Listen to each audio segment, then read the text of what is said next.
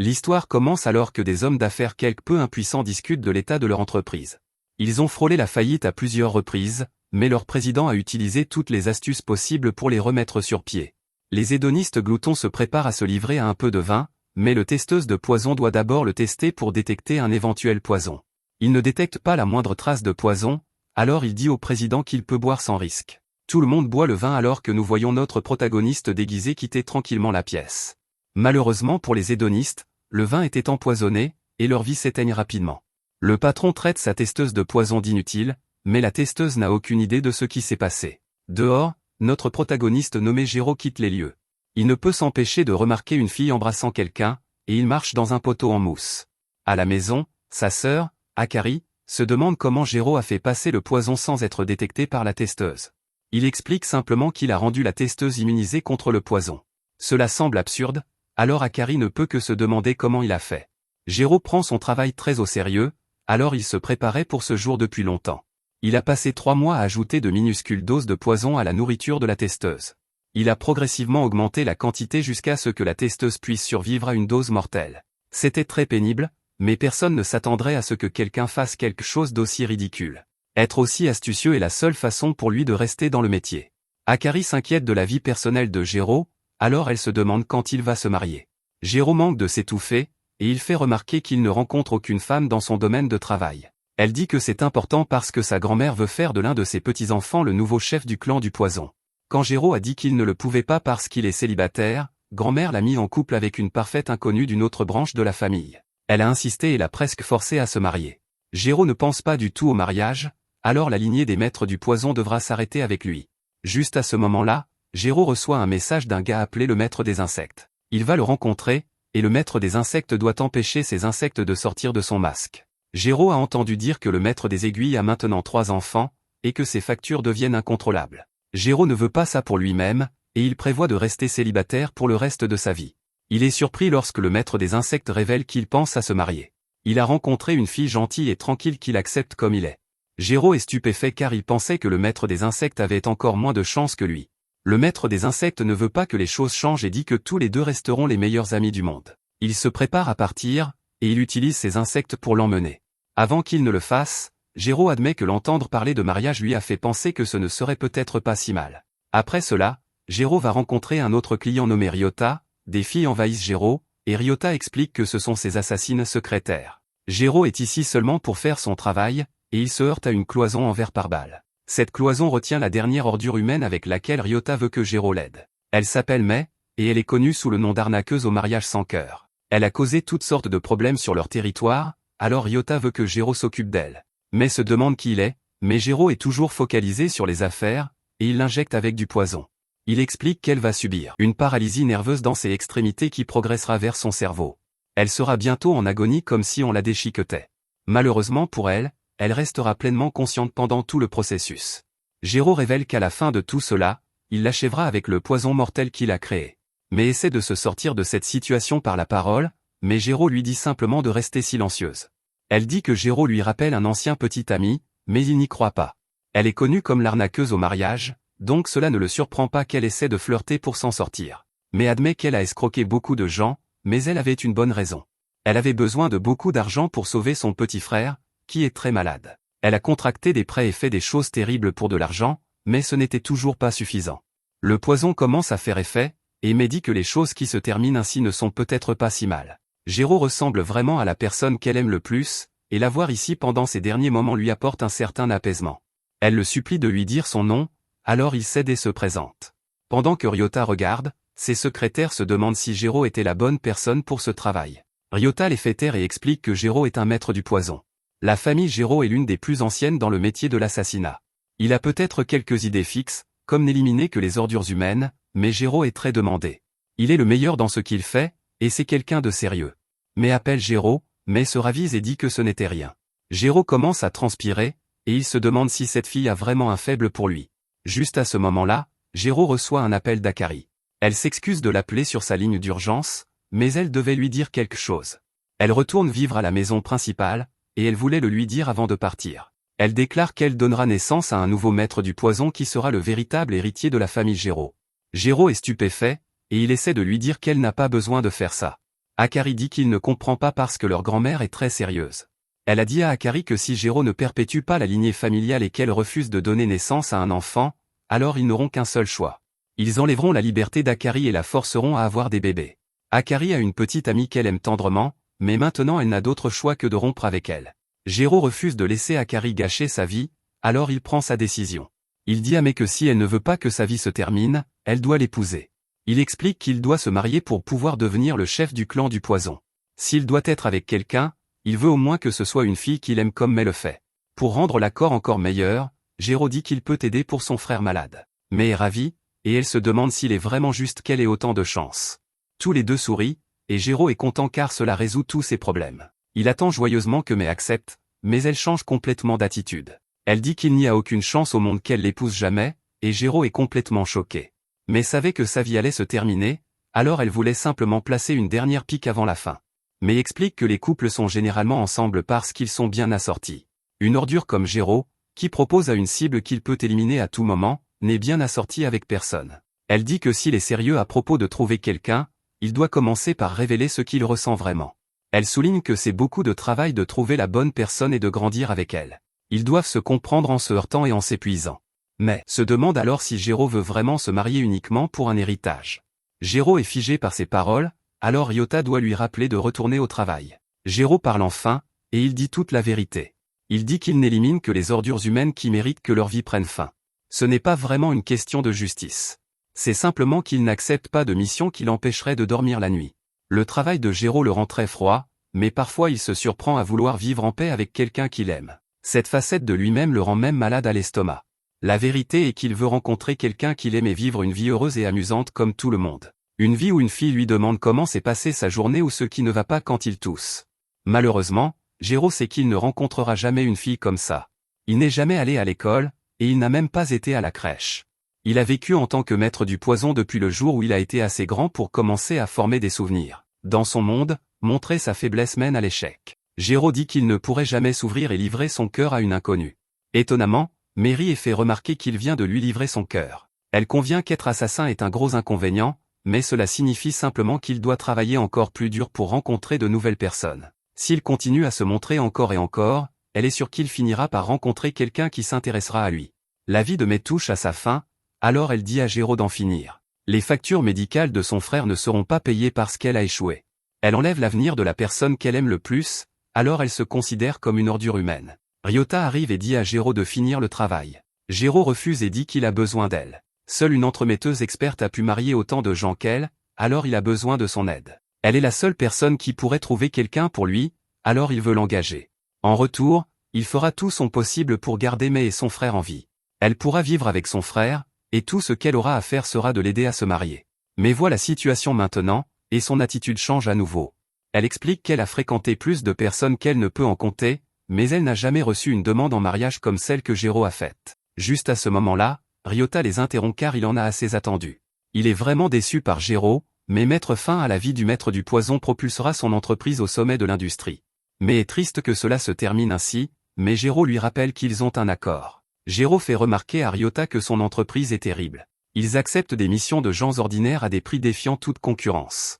Ensuite, ils utilisent ce qu'ils apprennent pour faire chanter ces gens pour le reste de leur vie. Ils ont ruiné d'innombrables vies, et ce qu'ils ont fait est impardonnable. Ryota ne comprend pas pourquoi il dit tout cela, alors Jiro explique qu'il voulait juste s'assurer qu'ils remplissent sa condition. Il dit qu'ils sont tous des ordures humaines, et il s'injecte du poison dans son propre corps. Ryota et ses hommes tirent sur Jiro, mais il est trop tard. Le poison a fait effet, et il disparaît dans la nature. Jiro explique qu'ils auront un siège au premier rang pour regarder un maître du poison à l'œuvre. Ryota est alors horrifié lorsqu'il voit que Jiro est apparu au-dessus d'eux. Après que Jiro les a tous éliminés, mais réalise qu'il ne parle pas en l'air. Elle regarde tout le monde éparpillé sur le sol et admet que Jiro est vraiment aussi fort. Jiro dit qu'ils ne sont pas amis, et il n'a utilisé que son poison des 300 tourments. Ils vivront, mais le traumatisme les empêchera de continuer dans le métier. Akari l'appelle à nouveau, et Jiro l'informe qu'elle n'a pas besoin de succéder à leur grand-mère. En sortant Ryota, Jiro explique qu'il vient de réaliser quelque chose. Rencontrer quelqu'un que l'on peut aimer et avec qui construire une vie est à peu près aussi proche d'un miracle qu'une personne puisse espérer. C'est pourquoi il veut qu'Akari vive avec sa petite amie. Ensuite, il veut qu'elle dise à grand-mère qu'il va se marier et diriger le clan du poison. Cependant, la différence maintenant, c'est qu'il va trouver sa partenaire lui-même. Akari ne peut pas contenir sa joie, et elle promet de dire à grand-mère ce qu'il a dit. Alors qu'ils partent, Mai dit que Géraud devra la porter. Géraud devient très nerveux car il n'a jamais touché une fille sauf pour le travail. Mais lui dit de ne pas s'inquiéter parce qu'en fait, c'est un garçon. Géraud est stupéfait, et Mai révèle qu'il s'est habillé en fille parce que sa dernière cible était un homme. Quand il escroque des femmes, il s'habille en vêtements d'homme. Mai a inscrit Géraud à une soirée de rencontre, alors il doit remplir son profil. Bien sûr, il ne peut pas admettre qu'il est un maître du poison, alors il écrit simplement qu'il est indépendant. Il y a beaucoup plus d'hommes que de femmes à la soirée de rencontre, alors Mai élabore un plan. Il va charmer tous les mecs, donc Géraud aura moins de concurrence. Mai a aidé Géraud à se nettoyer complètement, et maintenant il est beaucoup plus présentable. Géraud a fait beaucoup de recherches et a appris que les premières impressions sont tout. Il rencontre la première fille, et il pense à la phrase d'accroche parfaite. Il dit qu'il s'appelle Géraud et qu'il gagne énormément d'argent. Bien sûr, cela ne se passe pas bien, et Mai doit le réprimander. Géraud a complètement échoué, et la fille a reculé d'horreur. Géraud fait remarquer que Mai lui a dit qu'il devait trouver son charme. Il a exactement fait cela et a déterminé que son charme est son revenu. Mais convient que c'est une caractéristique de premier ordre chez un homme, mais le dire tout de suite fait de lui un crétin qui aime se vanter de son argent. Mais lui donne quelques conseils supplémentaires et lui dit au moins de regarder la fille dans les yeux en souriant. Géraud essaie, mais cela ne fait qu'effrayer les filles. Mai a une idée et dit que Géraud devrait essayer une application de rencontre. Cela lui permet d'obtenir un rendez-vous en quelques minutes, alors Mai dit qu'il est temps de trouver son vrai charme. Malheureusement, Géraud est très nerveux, et il tremble violemment. Il déjeune, mais un maître du poison comme lui ne devrait jamais manger quoi que ce soit que quelqu'un d'autre lui sert. Il a développé cet instinct il y a longtemps, mais il doute que quiconque ici en veuille à sa vie. Il se force à manger, mais ça date par avant qu'il ne puisse finir. Ils essaient plusieurs fois, mais cela ne se passe pas bien. Géraud a déjà rencontré 30 femmes, mais il n'a échangé ses coordonnées avec aucune d'elles. Alors que Géraud nettoie nerveusement les toilettes, il se demande s'il n'a tout simplement pas de charme. Mais lui assure qu'il en a un, et il est probablement juste caché. Il pense qu'il l'a peut-être trouvé, et cela a à voir avec la façon dont Géraud aime les kits de bonbons à faire soi-même. Les personnes ayant des passe-temps de niche peuvent passer un bon moment à en discuter. Mais fait remarquer que le nettoyant qu'ils utilisent est très efficace, et Géraud révèle que c'est son propre mélange spécial. Utiliser du poison mortel pour combattre les tâches tenaces est sa façon préférée de déstresser. Après qu'ils se sont séparés pour la nuit, un type fou capture Mai. Géraud le remarque immédiatement, mais il n'est pas assez rapide pour l'arrêter. Ce type est le jeune frère de Ryota, et il est furieux. Ryota avait de grands rêves de prendre le contrôle de l'industrie, mais maintenant il parle de reprendre le service de nettoyage familial. Quelque chose l'a changé, et ce type blâme Mai. Il a des balles en plomb dans la bouche. Et il les utilise en les tirant sur le visage de Mai. Il veut faire payer Mai, et il se prépare à utiliser son attaque la plus brutale. Juste à ce moment-là, son acolyte lui dit que quelqu'un est au milieu de la route. C'est Géraud, et le type dit de juste lui rouler dessus. Géraud ne bronche même pas, et nous voyons qu'il a un type de poison différent. C'est un autre mélange spécial, mais celui-ci est beaucoup plus puissant. Les types essaient de lui rouler dessus, mais Géraud s'élève dans les airs et utilise un poison pour détruire le camion. Leur camion est coupé en deux, et Géraud les poursuit. Géraud est un psychopathe absolu alors qu'il les rattrape et que tout le monde vole du haut du pont. Géraud remercie Mai de l'avoir aidé car il aurait abandonné après le rejet de la première fille s'il avait été seul. Il sait qu'il n'a aucune chance, mais il compte sur Mai pour l'aider. Ils échangent leurs coordonnées, et Géraud doute que sa liste d'amis s'allonge jamais. Juste à ce moment-là, Mai remarque quelque chose et dit qu'il pense savoir quel est le vrai charme de Géraud. Un regard dans le passé montre quand Géraud recevait son enseignement. Son professeur lui a dit que les gens qui perfectionnent sans cesse leurs arts meurtriers sont connus sous le nom de maîtres. Après de nombreuses générations, ils ont acquis des capacités létales appelées lignées sanguines modifiées. De retour au présent, Mai emmène Géraud dans une galerie d'art. Leur objectif est d'apprendre à Géraud comment se comporter. Il pourra peut-être obtenir le numéro d'une fille à l'avenir, il devra donc savoir comment gérer les prochaines étapes. Mai lui donne une série de tests, et Géraud échoue misérablement. Il ne sait jamais quoi dire, et il n'arrête pas de chercher des réponses en ligne au lieu de donner son propre avis. Géraud, cependant, change complètement lorsqu'il trouve un kit de bonbons DI de 40 ans. C'est l'un des premiers jamais fabriqués, et il est évalué à 30 millions de yens. Les kits de bonbons DI sont la passion de Géraud, et il dit qu'il paierait 10 fois ce montant juste pour l'avoir. Mais fait remarquer que ce n'est qu'une tasse et du sucre, alors Géraud doit maintenant la corriger. Il explique que sa valeur ne réside pas dans les matériaux. Juste à ce moment-là, Mai dit à Géraud de regarder un gars qui se comporte étrangement. Sa femme est avec lui, mais ce qui est encore plus étrange, c'est qu'un groupe de filles l'assiège. Mai explique qu'il s'appelle Shiratori, et qu'il est le peintre le plus populaire parmi les jeunes. Il ressemble et agit comme un bizarre, mais ses fans ne l'auraient pas autrement. Les gens peuvent être aimés par beaucoup simplement en ayant un talent. C'est vrai pour les athlètes qui sont toujours décisifs dans les moments cruciaux ou pour un médecin qui sauve un membre de votre famille. C'est ce qu'est un charme, mais Géraud fait remarquer qu'il n'a pas cela. Mais dit qu'il l'a effectivement et utilise l'exemple le plus récent. Géraud a neutralisé toute une pièce de méchant et a sauvé May tout seul. C'est pourquoi May dit que Géraud devrait oublier les soirées de rencontres et les applications. La façon dont il trouvera vraiment une fille, c'est en les aidant. Mais lui dit qu'il doit sauver des otages et protéger des personnalités importantes. Il fera son travail naturellement, et quelqu'un tombera amoureuse de lui. Géraud fait remarquer qu'il est un maître du poison et que son travail est de mettre fin à la vie des gens. Mais rétorque en disant que personne n'a dit qu'il ne pouvait pas sauver des gens. Juste à ce moment-là, une alarme retentit alors que quelqu'un a volé un tableau de valeur. Les gardes pensent qu'il s'agit d'un voleur notoire dont le nom est Himekawa. Ils la cherchent à bord du navire, mais nous voyons qu'elle s'est déjà échappée sur le dos d'un requin. La fille atteint un endroit sûr, et elle remercie son requin qu'elle appelle Shamsky. Elle peut aller retrouver le reste de son équipe, mais ils sont engloutis par une étrange attaque. Himekawa ne peut pas comprendre ce qui se passe, et l'attaquant se révèle enfin. De retour avec notre héros, mais lui explique le plan. Géraud sauvera des filles quand elles seront en difficulté et les fera tomber amoureuses de lui. Mais est sûr que cela fonctionnera, et il appelle cela l'opération Chevalier Blanc. Géraud se demande où il trouvera ses missions de sauvetage, alors May lui montre un site appelé le Darknav. C'est un site où il peut trouver toutes sortes de missions louches. Trouver des missions de sauvetage et de garde du corps sera un jeu d'enfant sur le Darknav. Mais n'arrive pas à croire qu'il n'en ait jamais entendu parler, alors il explique qu'ils obtiennent toutes leurs missions par l'intermédiaire d'un courtier. Sur le site, Géraud trouve quelque chose d'intéressant. C'est une vidéo du gars qui a pris Himekawa en otage. Son message s'adresse aux personnes qui travaillent avec Himekawa. En échange de son retour sain et sauve, il veut chaque œuvre d'art qu'ils ont volée. Géraud répond à l'appel à l'aide, et il va écouter ce que ses collaborateurs ont à dire. Ils expliquent que le monde criminel connaît Himekawa comme une voleuse notoire. Cependant, la vérité est que des collectionneurs malveillants volent des œuvres d'art aux défavorisés, et elle les rend toutes aux propriétaires d'origine. Il a peut-être confié les œuvres à ces gars-là, alors il refuse de les remettre au type qui les réclame. C'est pourquoi il lance cet appel ouvert pour trouver quelqu'un qui peut aider. Ils veulent que quelqu'un infiltre la cachette de l'ennemi avant l'échange et sauve Himekawa. Ils remarquent que pratiquement personne ne s'est présenté à leur présentation, et il est clair qu'ils n'ont pas offert assez d'argent. Ces gars sont des fans sérieux d'Himekawa, donc l'un d'eux dit même qu'il vendra tous ses organes pour payer quelqu'un pour les aider. Mais pense que c'est l'occasion parfaite pour Géraud d'agir comme un chevalier en armure étincelante, alors il lève la main. Il révèle que Géraud est un maître de la famille Géraud. Géraud dit qu'il est là pour sauver leur patronne, mais les gars sont terrifiés. Ils ont déjà entendu parler de Géraud le maître du poison, et ils se demandent ce qu'il fait ici. Ils savent à quel point il est demandé, alors ils sont sûrs qu'ils devraient vendre leurs organes pour payer les frais du courtier. Les gars célèbrent, cependant, quand ils réalisent qu'ils pourront sauver Himekawa avec le maître de leur côté. Ailleurs, nous voyons que la personne qui a pris Himekawa est en réalité le capitaine du navire. Il dit à Himekawa d'abandonner ses larcins mesquins afin qu'elle puisse faire partie de sa collection. Himekawa est dégoûtée, et elle déclare qu'elle vole pour ce en quoi elle croit. Un regard dans le passé montre quand on lui a parlé d'une certaine œuvre d'art. L'artiste était un maître, et le tableau qu'il a fait de sa fille vaut 2 milliards de yens. Ils sont tous deux décédés, et le tableau a été laissé au mari de la fille. C'est le seul tableau que le mari ait de sa femme, alors il a supplié Himekawa de le lui retrouver.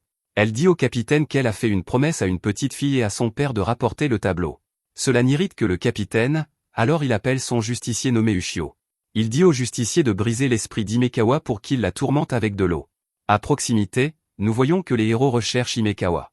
L'assistant d'Himekawa leur a donné un GPS, et il leur montre exactement où elle se trouve. Malheureusement, ils sont découverts par des gardes qui refusent de les laisser passer. Géraud passe immédiatement à l'action et les élimine d'une seule attaque. De retour avec Himekawa, nous voyons qu'Ushio les tremble avec sa capacité à contrôler l'eau. Sa vie est sur le point de s'éteindre, alors le capitaine dit à Ushio de s'arrêter pour l'instant. Des intrus se sont faufilés à bord, et il veut qu'Ushio s'en occupe. Pendant ce temps, Géraud s'entraîne à se présenter. Il avait prévu de dire son nom immédiatement, suivi d'une demande à Himekawa de sortir avec lui dans l'intention de l'épouser. Bien sûr, mais le gronde parce que cela ne ferait que le faire rejeter. Il rencontre d'autres gardes, alors May doit lui expliquer ce qu'il doit dire pendant qu'il se ferait un chemin à travers les gardes. Géraud doit penser aux sentiments de la fille et oublier le mariage pour l'instant. Pour Himekawa, il doit juste être le maître qui est venu la sauver. Elle est piégée maintenant et probablement terrifiée. De retour avec Himekawa, le capitaine dit que ce sera lui qui la tourmentera maintenant. Il sort une arme, mais Himekawa n'est pas impressionné parce qu'il ne ferait que mettre fin à sa vie. Le capitaine révèle que l'arme est en fait destinée à détruire le tableau. Himekawa est horrifiée, alors elle essaie de lui rappeler qu'il est collectionneur. Le tableau vaut beaucoup d'argent, mais sa vraie valeur est encore plus grande que cela. Le capitaine dit que c'est un petit prix à payer pour ajouter Himekawa à sa collection. Himekawa a promis à cette petite fille qu'elle rapporterait le tableau de sa mère, alors elle accepte de faire tout ce que le capitaine dit. Le capitaine est contre, mais son bras est détruit une seconde plus tard. Il hurle de douleur, et il essaie désespérément de comprendre ce qui vient de se passer. Un étrange pouvoir émerge du tableau, et il consume le capitaine alors qu'il implore la clémence. C'était l'attaque de notre héros, et il se présente enfin à Himekawa.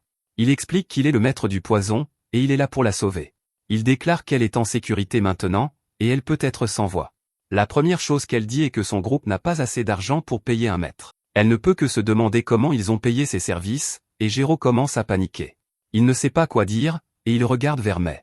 Mais réalise qu'il est en difficulté parce qu'ils n'ont planifié que sa présentation. Mais intervient pour aider et commence à détacher Himekawa. Il est juste content qu'il soit arrivé avant que quelque chose de pire ne se produise. Malheureusement, ce n'est pas le cas, car Ushio apparaît pour attraper Himekawa.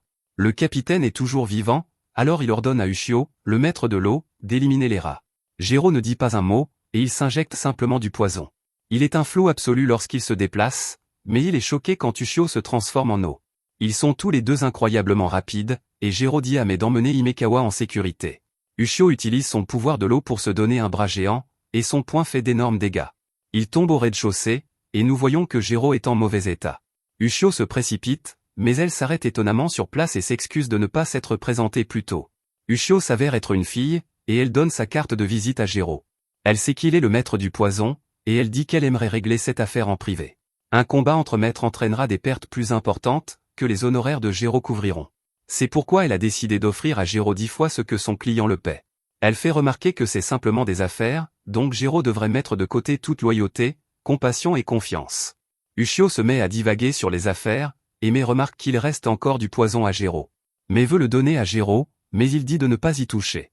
Cela fait réaliser à Ushio que cela doit être un poison mortel. Ushio fait remarquer que les maîtres transmettent leur lignée sanguine modifiée en même temps que leur vocation. Celle du maître du poison renforce Gero en réponse à des doses létales de poison. Ushio dit que c'est un grand cadeau, mais Gero rejette cette idée. Il explique que c'est en fait une malédiction qui l'oblige à achever ses cibles avant de tomber raide mort. Gero détermine qu'Ushio doit utiliser sa lignée modifiée aussi. Il est clair qu'ils ne parviendront pas à un accord, alors Ushio l'attaque simplement.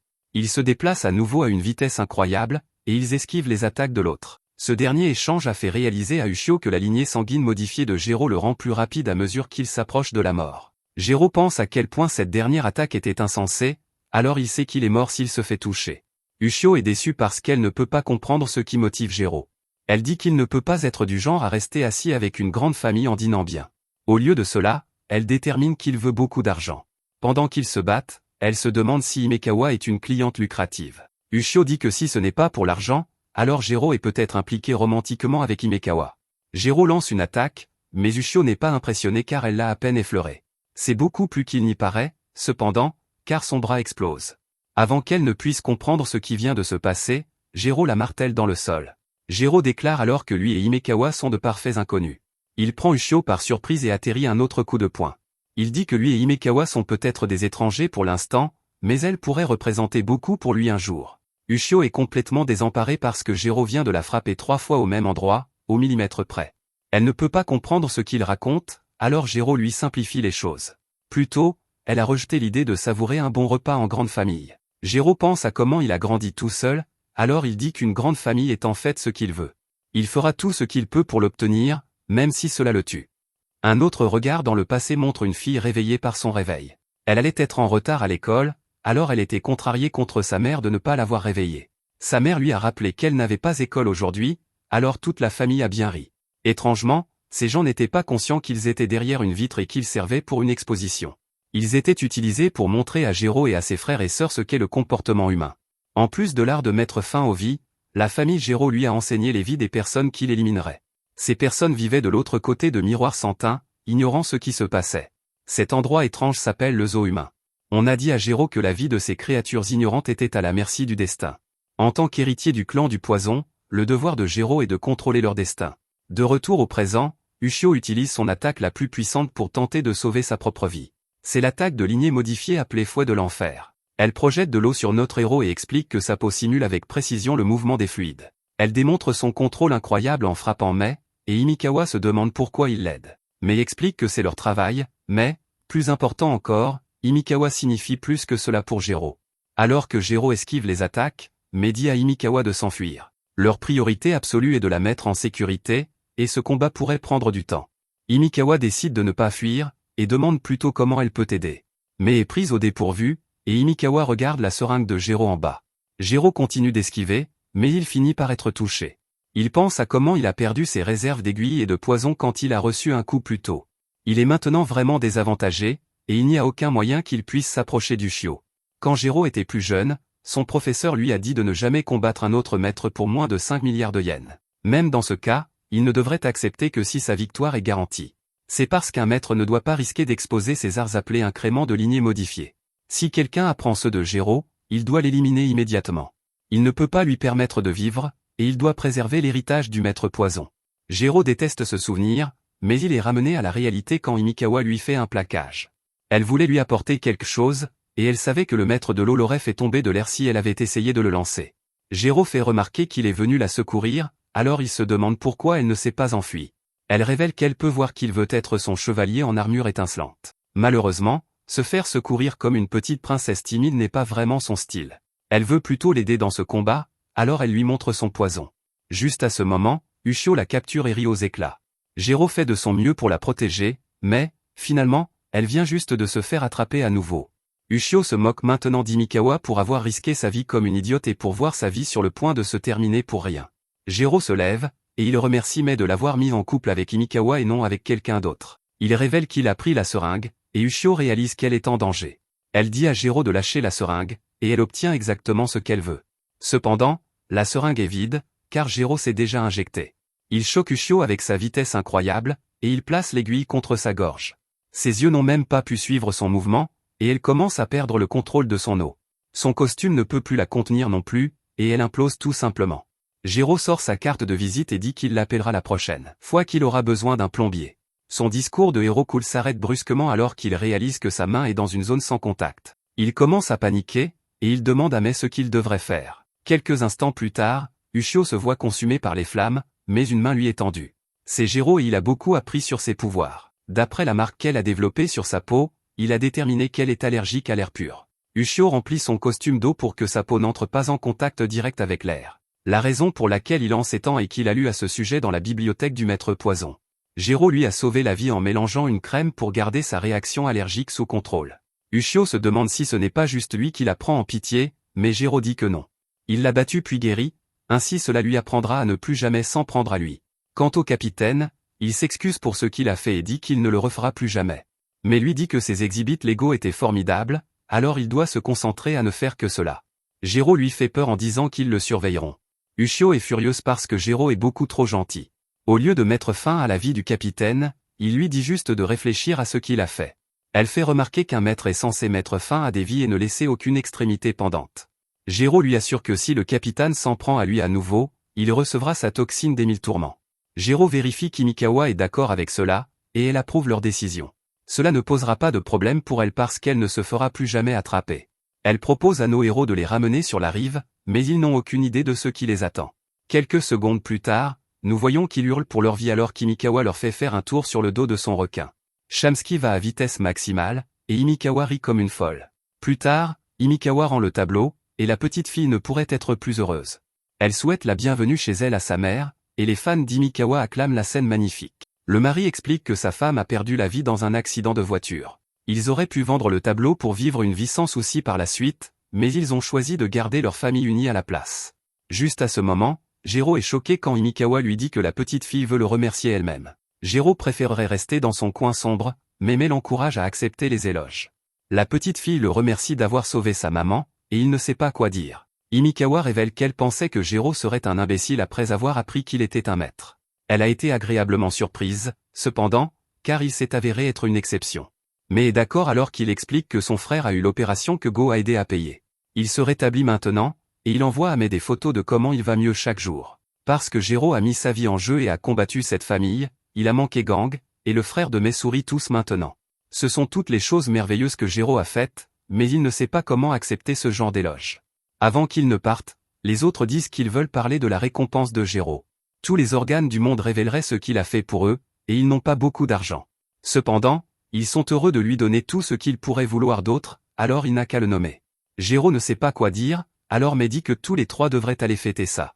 Quand tout est fini, nous voyons que Jiro et Himikawa attendent maintenant que Mei les rejoigne. Mei envoie un message à Jiro révélant qu'il ne pourra pas se joindre à eux, alors les deux seront seuls. Ils se retrouvent à une fête de requins, et ce n'est pas ce à quoi Jiro s'attendait.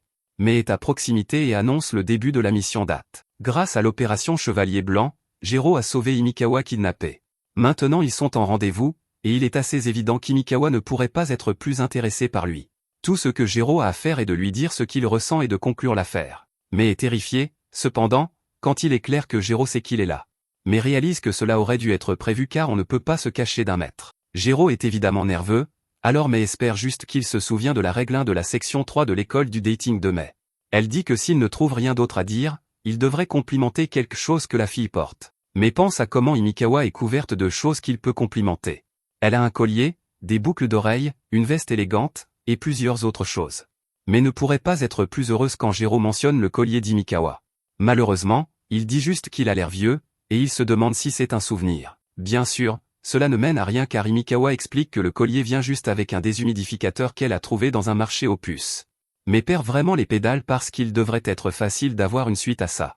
Au lieu de cela, Jiro choisit de changer de sujet. Il se demande si Himikawa a coupé sa frange, mais ce n'est pas le cas. Jiro est un vrai désastre, mais, heureusement, Himikawa est vraiment décontracté. Jiro arrive quand même à gâcher les choses, alors Mei décide de l'aider.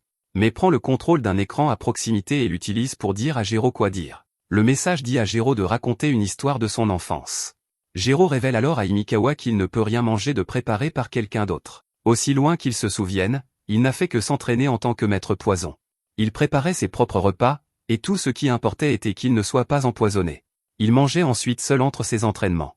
Himikawa peut comprendre car elle était aussi seule tout le temps quand elle était enfant. Elle n'avait pas de famille pour commencer, et elle n'avait pas d'amis à l'orphelinat. Un jour, un homme riche proche de la fin de sa vie l'a adoptée. Il a réalisé qu'il n'avait laissé aucun héritage à la fin de sa vie, et il a eu peur. Il aurait probablement été content de choisir n'importe qui, et il a choisi Himikawa. Elle a hérité de son nom et d'une énorme fortune. Même enfant, elle a été choquée de trouver qu'il avait une tonne d'œuvres d'art en pleurs enfermées dans une pièce. Après avoir fait quelques recherches, elle a découvert qu'il les avait obtenues illégalement. Elle savait ce que c'était d'être seule, alors elle a renvoyé tous les tableaux chez eux. Ce faisant, elle a dépensé tout son héritage, alors maintenant elle travaille à temps partiel 5 jours par semaine juste pour survivre. Himikawa est gênée par sa propre histoire, mais elle est surprise quand Jiro la voit pour ce qu'elle est. Plutôt pour la première fois, il a pu faire quelque chose pour lequel les gens le remercieraient. Himikawa a fait cela tout ce temps, alors il dit qu'il n'a jamais rencontré quelqu'un d'aussi cool qu'elle. Himikawa n'en croit pas ses oreilles, et elle se met même à pleurer. Jiro se demande s'il a dit quelque chose de mal, et Himikawa explique juste que personne ne l'a jamais loué ainsi. Mais envoie un message à Jiro pour qu'il y aille, et la chanson du requin commence à jouer. Jiro enlève son chapeau de requin et révèle qu'il a quelque chose à dire. Himikawa se prépare, mais Jiro lui demande juste si elle veut être son amie. Himikawa semble confuse, et Mei perd les pédales parce que c'était sa grande chance. Himikawa accepte sa demande d'amitié et dit qu'elle pensait qu'il allait lui demander de sortir avec lui. Jiro révèle qu'il le voulait, mais il ne sait rien d'elle. Plus important encore, elle ne sait rien de lui. Il a fait bonne impression plus tôt, mais ce n'est qu'une version embellie de lui-même. Jiro révèle que la vérité est qu'il y a des parties de lui si immondes qu'il ne veut même pas y faire face. Il veut vivre plus de choses avec Himikawa pour qu'elle apprenne à le connaître un peu à la fois. Alors, s'il peut la convaincre de le voir aussi de cette façon, alors il aimerait faire une proposition. Ce serait le premier pas vers le mariage heureux qu'il recherche. Himikawa n'en croit pas son discours, mais elle accepte de commencer comme amie. Cependant, elle explique que voler son cœur ne sera pas si facile. Ensuite, nous voyons que Jiro a maintenant 2 amis sur son téléphone. Avant qu'Himikawa ne parte, elle dit que la fille devrait leur préparer le déjeuner la prochaine fois puisqu'il ne peut pas manger de la nourriture préparée par d'autres. Jiro est d'accord, et ils se séparent. Mais informe alors Jiro qu'il a un travail de garde du corps ensuite. Jiro est choqué parce que ce serait comme tromper Himikawa. Mais fait remarquer qu'il est juste ami avec Himikawa, et qu'il y a des tonnes de filles qu'il peut encore rencontrer. Apprendre à en connaître plus l'aidera à voir clairement leurs bonnes qualités, et il apprendra à les aimer encore plus. Himikawa pourrait vraiment être celle qui lui convient, ou peut-être est-ce quelqu'un qu'il n'a même pas encore rencontré. Un peu plus tard, nous voyons Mei travailler sous couverture lors d'une soirée d'accueil à l'université, servant des boissons aux étudiants. Jiro est assis quelque part, nerveux, et Mei espère qu'il est à la hauteur de la tâche.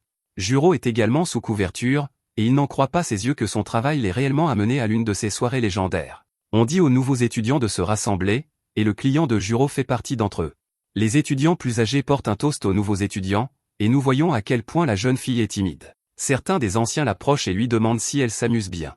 La jeune fille fond en larmes nerveuses et dit simplement qu'elle s'éclate. Après leur départ, la jeune fille se sent très mal parce que c'était sa chance de parler avec des étudiants plus âgés, et elle l'a gâché. Un retour dans le passé explique comment notre héros a fini ici. Un homme nommé Mitsuhiko a engagé Juro comme garde du corps pour sa nièce, Shiori. Mitsuhiko est un riche excentrique, car il a insisté pour que leur rendez-vous ait lieu sur un ring qu'il portait lui-même. Il a montré la détermination qui lui a valu tout son succès en portant tout le monde tout en expliquant tout. Il a dit que Shiori allait commencer l'université, et qu'en tant qu'oncle, il veut qu'elle soit protégée sans que personne ne le remarque. Le père de Shiori a bâti leur entreprise, Balzac, à partir de zéro en une seule génération, mais la maladie l'a emporté il y a un an. Il a laissé un testament stipulant que Shiori lui succédera en tant que PDG lorsqu'elle sera majeure. Le problème est que la sœur aînée de Mitsuhiko, nommée Fad, estime que l'entreprise lui revient de droit. On ne sait pas ce qu'elle pourrait faire, mais apparemment, elle a engagé quelqu'un avec des techniques étranges qu'aucun expert ordinaire ne pourrait arrêter.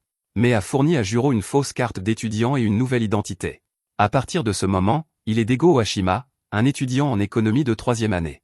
C'est alors que Shiori leur a demandé nerveusement si cela lui poserait problème d'assister à une soirée d'accueil arrosée. Juro lui a dit que c'était un risque inutile, mais elle a insisté. Elle lui a fait les yeux doux, alors il a accepté. De retour au présent, les étudiants plus âgés disent qu'il est temps de faire les présentations. Bientôt, c'est au tour de Shiori, alors elle se lève et dit son nom. Elle donne aussi sa filière, mais ensuite son cerveau est complètement submergé. Tout le monde la regarde, et elle commence à paniquer. Des centaines de sujets de conversation potentiels lui traversent l'esprit en même temps, et elle reste là, figée. Elle finit par dire qu'elle est enchantée de rencontrer tout le monde, et elle se rassoit. Juro est l'étudiant suivant appelé, alors il se lève. Un autre retour dans le passé montre Mai se demandant si Juro pourrait vraiment gérer une soirée. Juro a expliqué qu'il était allé boire avec le maître des insectes de nombreuses fois, donc tout irait bien. Mais était toujours inquiète, alors il a décidé de s'infiltrer également. De retour au présent, Juro est impatient de montrer qu'un maître de premier ordre peut aussi être l'âme de la fête. Juro se présente avec confiance en tant que Dego, et dit à tout le monde de regarder alors qu'il descend 8 verres de bière. Mais regarde avec horreur alors que Juro descend chaque verre. Juro finit tout, mais son travail n'est pas terminé. La partie suivante va vraiment impressionner tout le monde, alors il se prépare à émerveiller chaque personne dans la pièce.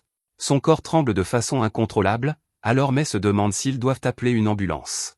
Juro régurgite une version gélatineuse de la bière, et dit que cet exploit incroyable lui vaudra des applaudissements de tout le monde. Il termine sa présentation spectaculaire en disant qu'il est heureux de rencontrer tout le monde, mais ils sont tous horrifiés. Juro essaie d'expliquer que ce n'est que de la bière et un polymère absorbant l'eau, mais cela ne fonctionne pas. Tout le monde passe outre pour voir s'il y a d'autres étudiants qui ne se sont pas encore présentés. Un gars mystérieux met en pause une vidéo sur son téléphone et se lève. Il fait un symbole étrange avec ses mains et se présente sous le nom de Naroku. Les autres se demandent quel est son nom complet et sa filière, mais le gars ne les donne pas. Il dit que ce qui compte vraiment, c'est qu'il a rencontré tout le monde à ce moment précis. Naroku a été ailleurs tout ce temps, alors Juro ne peut que se demander ce qui ne va pas chez lui. Naroku dit qu'il pense aux étoiles chanceuses qui lui ont permis d'être ici, et pour une raison quelconque, il le dit 2 fois. Il n'a presque rien dit du tout, mais pour une raison quelconque, chaque fille à la fête l'assaille immédiatement. Il y a beaucoup de choses que Juro ne comprend pas, et il détermine que les soirées arrosées ont des profondeurs cachées. Plus tard, Juro a quelque chose à dire à Shiori, mais même dire son nom l'effraie. Tout ce qu'il veut savoir, c'est pourquoi elle s'est forcée à venir à la fête. Il sait qu'elle va hériter d'une entreprise, alors il suppose qu'elle est venue pour travailler sur ses problèmes de communication. Shiori révèle qu'il ne s'agit pas seulement de l'entreprise. Elle se met à pleurer en expliquant ce que son père lui a dit avant qu'il ne meure. Dans un flashback, le père de Shiori lui a dit d'essayer l'alcool quand elle aura 20 ans. Il a fait remarquer qu'elle est une fille gentille, mais qu'elle se fait trop de soucis pour ce que les autres pensent. Il voulait qu'elle arrête de trop réfléchir et qu'elle laisse sortir naturellement ce qui tourne dans sa tête. Il a utilisé ces derniers mots pour dire qu'il voulait qu'elle s'amuse avec les gens. Il est décédé immédiatement après, et ces mots sont restés avec elle. De retour au présent, Shiori explique qu'elle n'y arrive jamais parce qu'un flot de mots submerge toujours son cerveau. Elle sait qu'elle a juste besoin de faire le premier pas. Alors tout le monde l'acceptera, mais elle ne peut s'empêcher de s'inquiéter. Il y a une chance que les personnes à qui elle parle puissent être agacées ou même en colère. Ce qui lui brise vraiment le cœur, c'est qu'elle n'a même jamais réussi à vraiment parler à son père avant qu'il ne meure. Elle n'a même jamais eu l'occasion de lui demander pourquoi il l'avait nommée sa successeur. Son visage est couvert de larmes, mais elle est très déterminée. Elle veut s'améliorer et arriver au point où elle peut rire de sa peur. Juro lui rappelle qu'elle est en danger parce que quelqu'un cherche à mettre fin à ses jours. Cependant, s'il y a un endroit où elle veut être, alors il ne l'en empêchera pas. Il déclare que son travail est simplement de la garder en sécurité, et Shiori est choqué par ces mots. À proximité, nous voyons que Naroku n'est pas un étudiant normal. Il dit à son client que le garde du corps de Shiori est vraiment bon. Il agit très naturellement et ne laisse jamais d'ouverture. Naroku fait un rapport à son client sur la situation, mais son téléphone n'a plus de batterie. Plus tard, nous voyons que le client de Naroku s'avère être Fad. Il travaille pour elle, mais pour une raison quelconque, c'est elle qui lui fait un massage. Fad est furieuse parce que Naroku est là-dessus depuis un mois et qu'il n'a fait aucun progrès. Elle lui rappelle l'énorme somme qu'elle lui verse, et elle exige des résultats. De plus, elle ne croit pas qu'une petite fille couvre une marque d'articles de fête avec une capitalisation boursière de 1,5 trillion de yens. Elle exige alors de savoir quand il prévoit de se débarrasser de Shiori. Naroku explique calmement que le moment n'est pas encore venu. Cela ne fait qu'énerver Fad davantage, mais une sorte de pouvoir semble prendre le dessus sur elle. Ses yeux se mettent à briller, et son comportement change complètement. C'est comme si elle était sous le contrôle de Naroku alors qu'elle dit tout ce qu'il veut entendre. Fad reconnaît ce que Naroku a dit sur le nouveau garde du corps de Shiori, il est très bon, mais ce n'est toujours qu'un moins que rien. Il n'y a rien à craindre car il ne tiendrait pas une seconde contre un maître comme Naroku. Elle veut que Naroku obtienne que Shiori refuse le poste de PDG ou la rende incapable de l'occuper. Elle s'en fiche même si cela signifie mettre fin à sa vie. Le lendemain, Juro s'amuse vraiment beaucoup à assister à un cours d'économie. Il est tellement dedans que Mei fait remarquer qu'il a vraiment un passé assez tragique. Lorsque le professeur demande à la classe de nommer un produit qui a révolutionné son industrie, Juro répond sans hésiter. Il choisit une entreprise appelée Mixi Mix Max Mix. Il explique qu'ils ont fabriqué un kit de bonbons DIY en édition limitée légendaire, dont seulement 100 exemplaires ont été fabriqués pour le 30e anniversaire de la marque. Le professeur est époustouflé, et tous deux finissent par discuter longuement de la grandeur de Mixi Mix. Juro est bien trop investi dans ce cours, et Mei n'en croit pas ses yeux. À proximité, Naroku fait une sorte de méditation bizarre, et ses pouvoirs commencent à faire trembler la terre autour de lui. En cours, les deux gars parlent encore de l'entreprise de bonbons, et le professeur dit que des étudiants passionnés comme Juro lui donnent de l'espoir pour l'avenir. Juste à ce moment, Juro est horrifié alors que tout le monde dans la classe est poussé vers le bas par une force étrange. Il détermine que l'attaquant a dû changer son plan. La personne a réalisé qu'elle ne pouvait pas séparer Juro de Shiori, alors elle utilise maintenant la force brute. Personne dans la classe ne semble suspect, alors Juro réalise que l'attaquant doit être à l'extérieur. La pièce commence à s'effondrer, alors Juro s'injecte immédiatement du poison. Le toit s'effondre, alors il se précipite pour protéger Shiori. Naroku regarde de l'extérieur, et il est satisfait de son propre travail. Quant à Juro, il commence immédiatement à analyser la situation. Il exclut une attaque au gaz car la pièce est bien ventilée. Il conclut que quelqu'un a dû transmettre des ondes sonores à distance pour faire trembler la pièce et déséquilibrer tout le monde. En même temps, Naroku analyse Juro. Il est stupéfait car il a brouillé le sens de l'équilibre de tout le monde, mais Juro a pu récupérer immédiatement. Son pouvoir ne permet pas cela, et la récupération de Juro aurait dû être impossible. Juste à ce moment, les deux gars arrivent à la même conclusion en même temps. Juro détermine que seul un maître du son pourrait réaliser une attaque à grande échelle aussi précise, et Naroku détermine que seul un maître du poison pourrait s'en remettre si rapidement. Dans le couloir, Juro explique que tous les tueurs à gages savent que faire passer leurs attaques pour des accidents leur évite des ennuis. Il ne fait aucun doute dans son esprit que l'attaquant essayait de mettre fin à la vie de Shiori. Mais se demande s'il devrait annuler le voyage de camping le lendemain, mais Juro dit que cela dépend de Shiori et de son oncle. Shiori va alors rendre visite à son oncle, qui est en train de faire de la musculation. Mitsuhiko dit à Shiori qu'elle peut absolument y aller. Sa raison est qu'il n'y a pas de substitut aux amis qu'elle se fera à l'école. Il lui dit d'aller sans faire beaucoup, et il l'assure qu'avec ses deux gardes du corps autour d'elle, elle n'a rien à craindre. Le lendemain, Shiori part joyeusement pour le voyage de camping et dit au revoir à son oncle. Malheureusement, après son départ, nous voyons qu'il est sous le contrôle de Naroku. Il a un sourire terrifiant sur le visage, et il espère que Shiori passera un bon moment. En chemin, Juro pense qu'ils ne peuvent pas garantir la sécurité de Shiori même si elle reste à la maison. La seule façon de résoudre ce problème est d'affronter l'ennemi de front. Contrairement à la situation avec M, ils n'ont aucune idée de quand le maître du son frappera. À proximité, un groupe de filles se demande pourquoi le tatouage de Naroku dit 20 jours restants. Nous voyons qu'elles sont toutes sous son contrôle, et il explique que son tatouage représente une promesse. Après être arrivé au camp, Juro montre ses incroyables compétences au grill. Il s'avère que Mei lui a dit qu'un homme qui sait cuisiner attire 3 fois plus de femmes. Juro a pris ces mots très au sérieux, et il déclare qu'il montrera à tout le monde qu'il peut cuisiner aussi bien que les meilleurs. À proximité, Shiori essaie d'offrir un plat à certains étudiants, mais elle parle beaucoup trop doucement. mais rappelle à Juro qu'elle lui a déjà dit de ne pas s'inquiéter pour elle. Elle ne veut pas qu'il l'aide parce qu'elle veut comprendre les choses par elle-même. Le cerveau de Shiori est à nouveau submergé alors qu'elle essaie désespérément de trouver comment faire partie du groupe. Juste à ce moment, elle trouve un plan et commence à fouiller dans son sac. Elle se change en costume de fille magique, et tout le monde se demande ce qu'elle fabrique. Elle a décidé que ses mots lui faisaient défaut, alors il est temps d'essayer autre chose. Elle met de la musique et s'approche d'une table. Elle annonce qu'elle n'a rien dans les manches et réalise ensuite une série de tours de magie impressionnants. Elle soulève un couvercle pour révéler qu'une assiette qui était vide est maintenant remplie de nourriture. C'est un succès complet, et elle divertit toute la foule. Ensuite, Mai la complimente pour les tours, et Shiori explique joyeusement qu'elle les a obtenus grâce à l'entreprise familiale. Elle admet qu'elle n'a jamais joué devant des gens auparavant et qu'elle a raté le final. Elle est tout de même heureuse et remercie Juro. Elle s'est souvenue de la performance qu'il a faite à la soirée d'accueil, et elle a pensé qu'elle pourrait faire quelque chose de similaire. Juro est complètement décontenancé, il ne sait pas quoi dire, mais il parvient à sortir un simple « je vous en prie ». Juste à ce moment, un gars nommé Taki demande si les autres ont entendu parler de la malédiction de leur cladnet. Il explique que cette région était autrefois un petit village.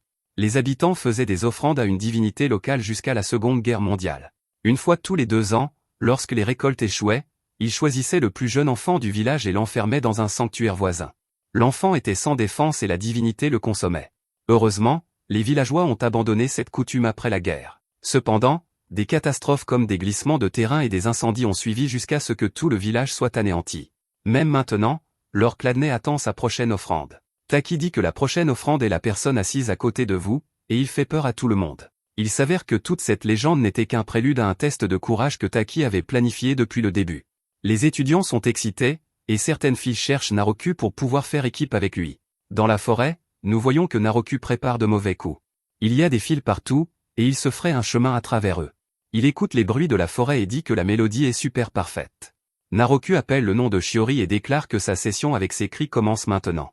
Taki annonce ensuite que le test de courage commence officiellement. La destination est un sanctuaire, mais il est en réalité dangereux de faire tout le trajet pour des raisons non surnaturelles. C'est pourquoi ils ont installé un stand photo à mi-chemin. Le but de chacun sera d'y prendre des photos en binôme à l'aide de perches à selfie. Taki dit à tout le monde de créer des souvenirs inoubliables, et ils poussent tous des cris de joie. Ensuite, nous voyons que Juro a été jumelée avec Shiori, et elle est terrifiée. Un regard en arrière montre Mai rappelant à Juro que c'est sa grande chance. Il explique un effet appelé l'effet du pont suspendu, c'est quand le cœur d'une personne s'emballe à cause de la peur et qu'elle confond cela avec de l'affection pour la personne qui l'accompagne. Mai a dit que Juro devait saisir cette opportunité, sinon il n'aurait jamais de petit ami.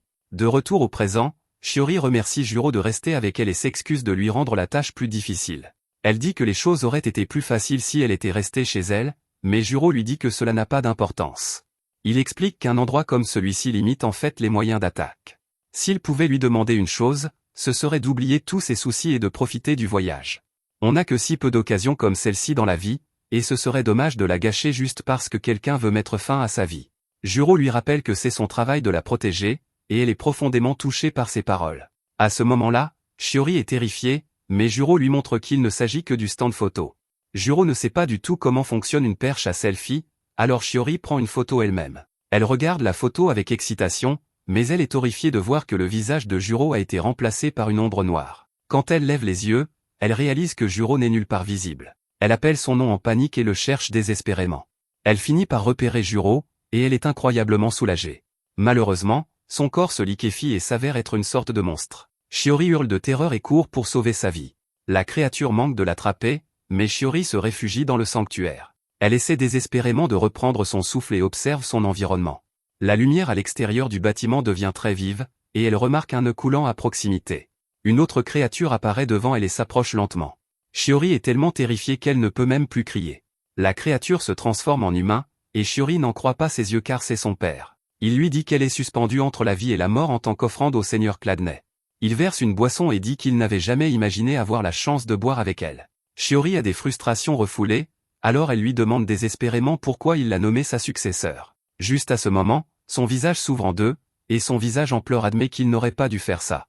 Il explique qu'il lui a accordé trop de crédit simplement parce qu'elle était sa fille. Son visage s'ouvre à nouveau, et son visage en colère dit que c'était une erreur. Il lui dit qu'au fond d'elle, elle sait qu'elle ne pourra jamais devenir forte. Essayer de faire quelque chose qui dépasse ses capacités ne fera que la faire souffrir. Shiori est horrifiée, et son visage s'ouvre encore une fois. Ce visage est encore plus terrifiant, et il dit à Shiori d'abandonner.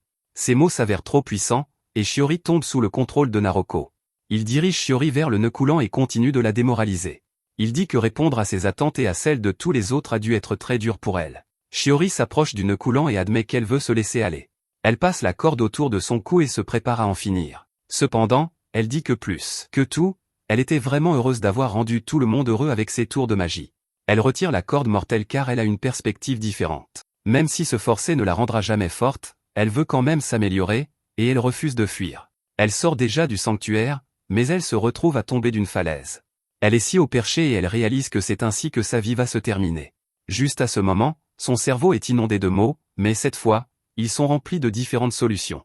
Parmi la mer de suggestions, elle choisit la meilleure. Elle utilise son parapluie pour ralentir sa chute, mais il se brise immédiatement. Elle refuse d'abandonner car elle laisserait tomber tous ceux qui l'ont protégée. Juste alors, nous voyons que Juro est en contrebas.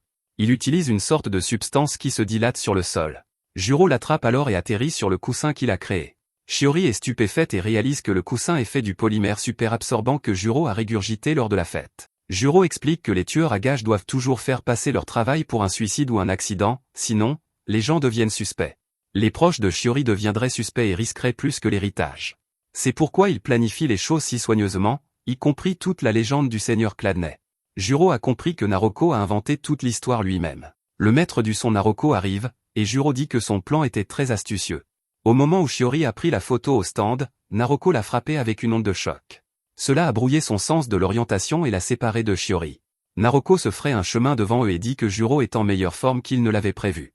Il lui dit de ne pas s'inquiéter car il doit jouer selon les règles. Chaque fois qu'il mettra fin à la vie de Shiori, cela devra ressembler à un accident. Cela demandera une planification minutieuse, alors il part pour l'instant. Juro dit à Shiori qu'il est trop risqué de rester et qu'ils doivent s'échapper. Malheureusement, Shiori dit que ses genoux ont complètement lâché et qu'elle ne peut pas bouger. Juro n'a pas le choix, alors il lui dit qu'il va la porter. Shiori a encore peur, alors elle s'accroche maladroitement à lui. Juro se demande si c'est la bonne façon de porter quelqu'un, mais il n'y a pas de temps à perdre. Juro s'injecte du poison et se met à courir. Pendant qu'il court, Naroko active son incrément de lignée modifié appelé Murmure de l'Esprit. Des voix affluent de toutes parts, tourmentant Juro et Shiori avec leurs insécurités les plus profondes. Shiori panique et demande ce qui se passe. Juro comprend rapidement que Naroko joue avec leurs esprits. À proximité, nous voyons que Naroko s'est installé confortablement. Il note que Juro a récupéré incroyablement vite et réalise qu'il a affaire à l'incrément de lignée secret des maîtres du poison.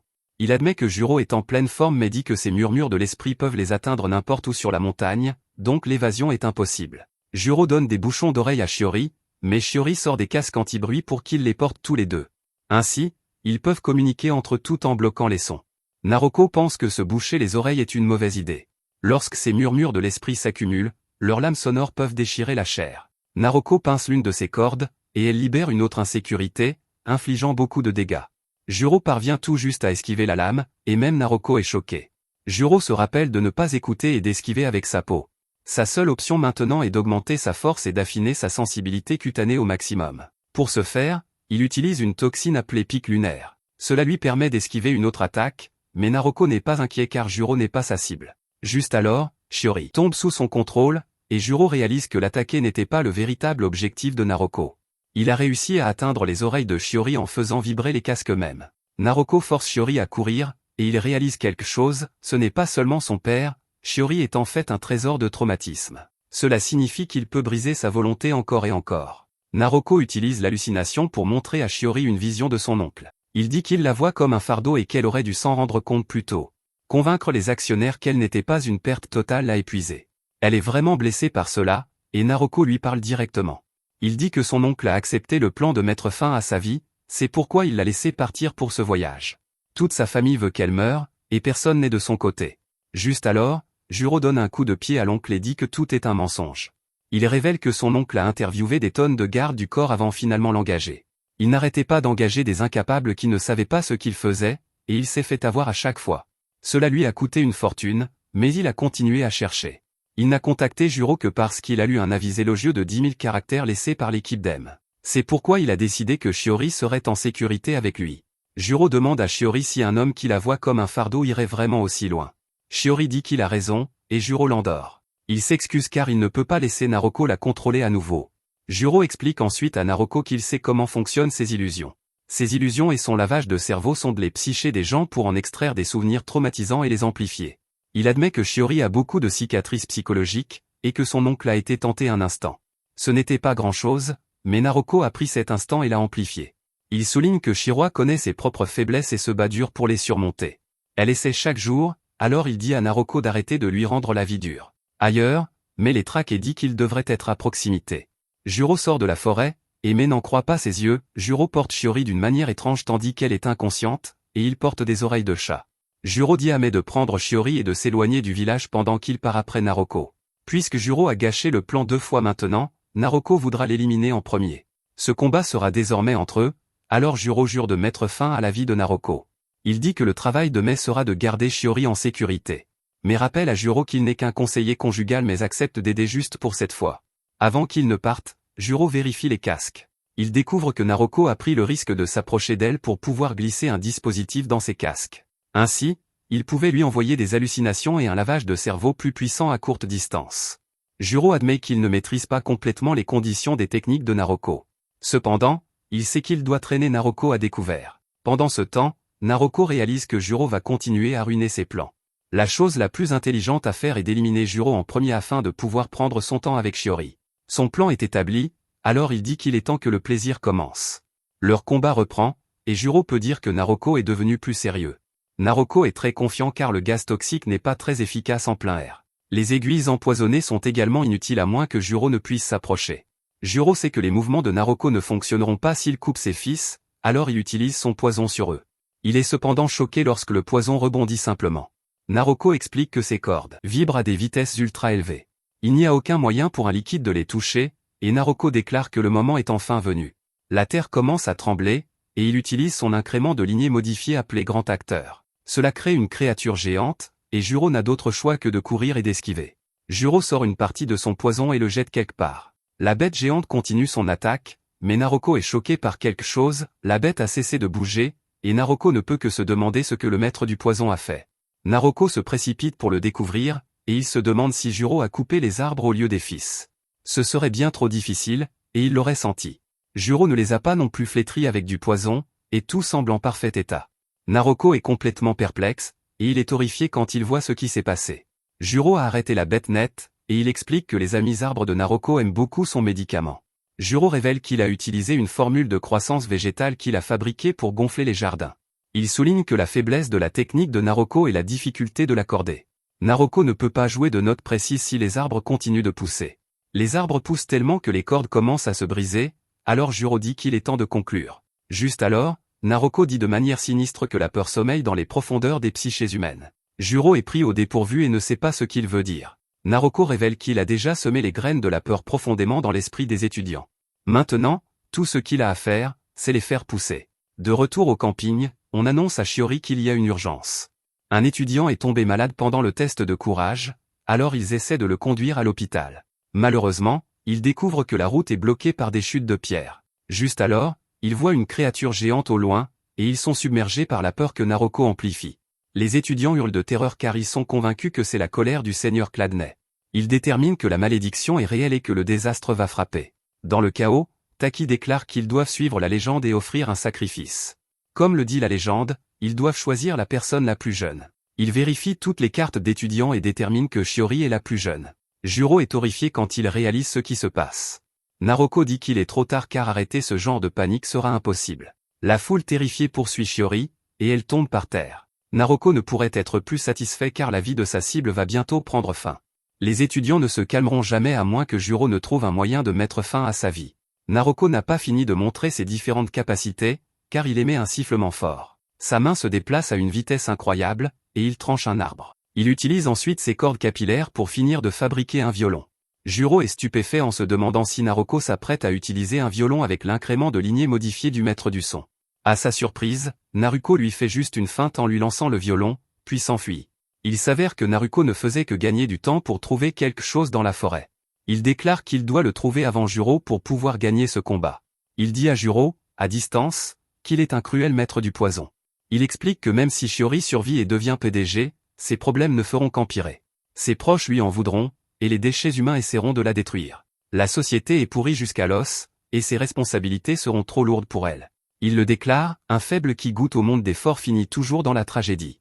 Elle a peut-être une marge de progression, et elle peut travailler très dur, mais dans le monde des forts, les faibles ne peuvent pas survivre. Il dit que les faibles sont mieux lotis à vivre dans de belles cages sûres. Juro l'interrompt et se demande s'il n'a pas juste peur. Naruko a amplifié le traumatisme de Shiori autant qu'il le pouvait, et elle l'a quand même surmonté seule. Puis elle s'est mise à conquérir ses propres faiblesses. Juro dit que cela pourrait même la rendre plus forte que des gars comme eux qui ont été forcés d'être forts. Juste à ce moment, Naruko devient très excité car il a trouvé l'endroit guérisseur qu'il recherchait. C'est une cavité remplie de Fighting Side, des composés curatifs que les arbres libèrent dans l'air. Naruko pense que l'art du maître du son est fait pour le combat à main nue. Pour jouer des notes qui dévasteront ses ennemis, Naruko a besoin d'être en pleine forme. Une forêt est son champ de bataille idéal, et une crête en cavité avec des Fighting Side pourrait le pousser au-delà de ses limites. Naruko absorbe les Fighting Side, et la sensation qu'il ressent est indescriptible. Il déclare qu'il contrôle tous les sons de la forêt et active son incrément de lignée sanguine modifié appelé Canon.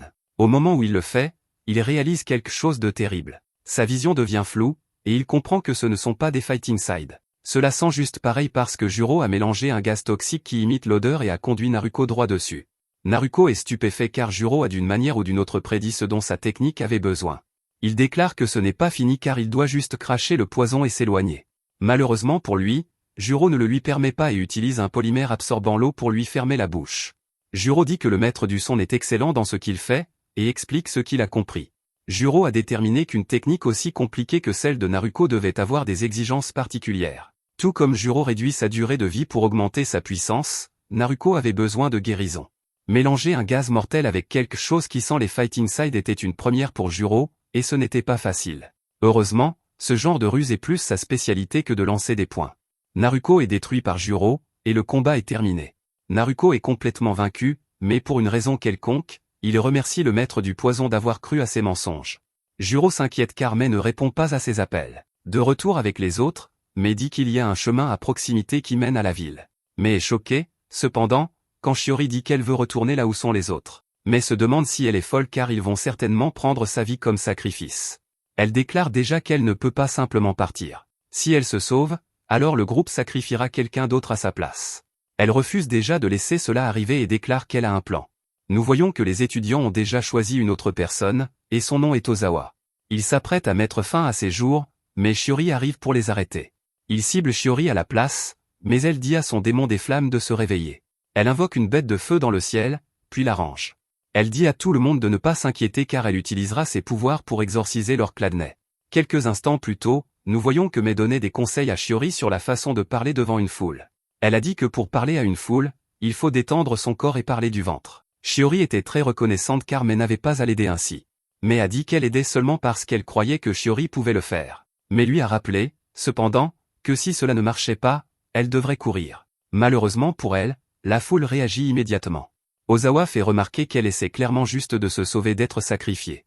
Les étudiants ajoutent plus de doutes car elle n'a pas montré ce pouvoir avant, mais elle tient bon.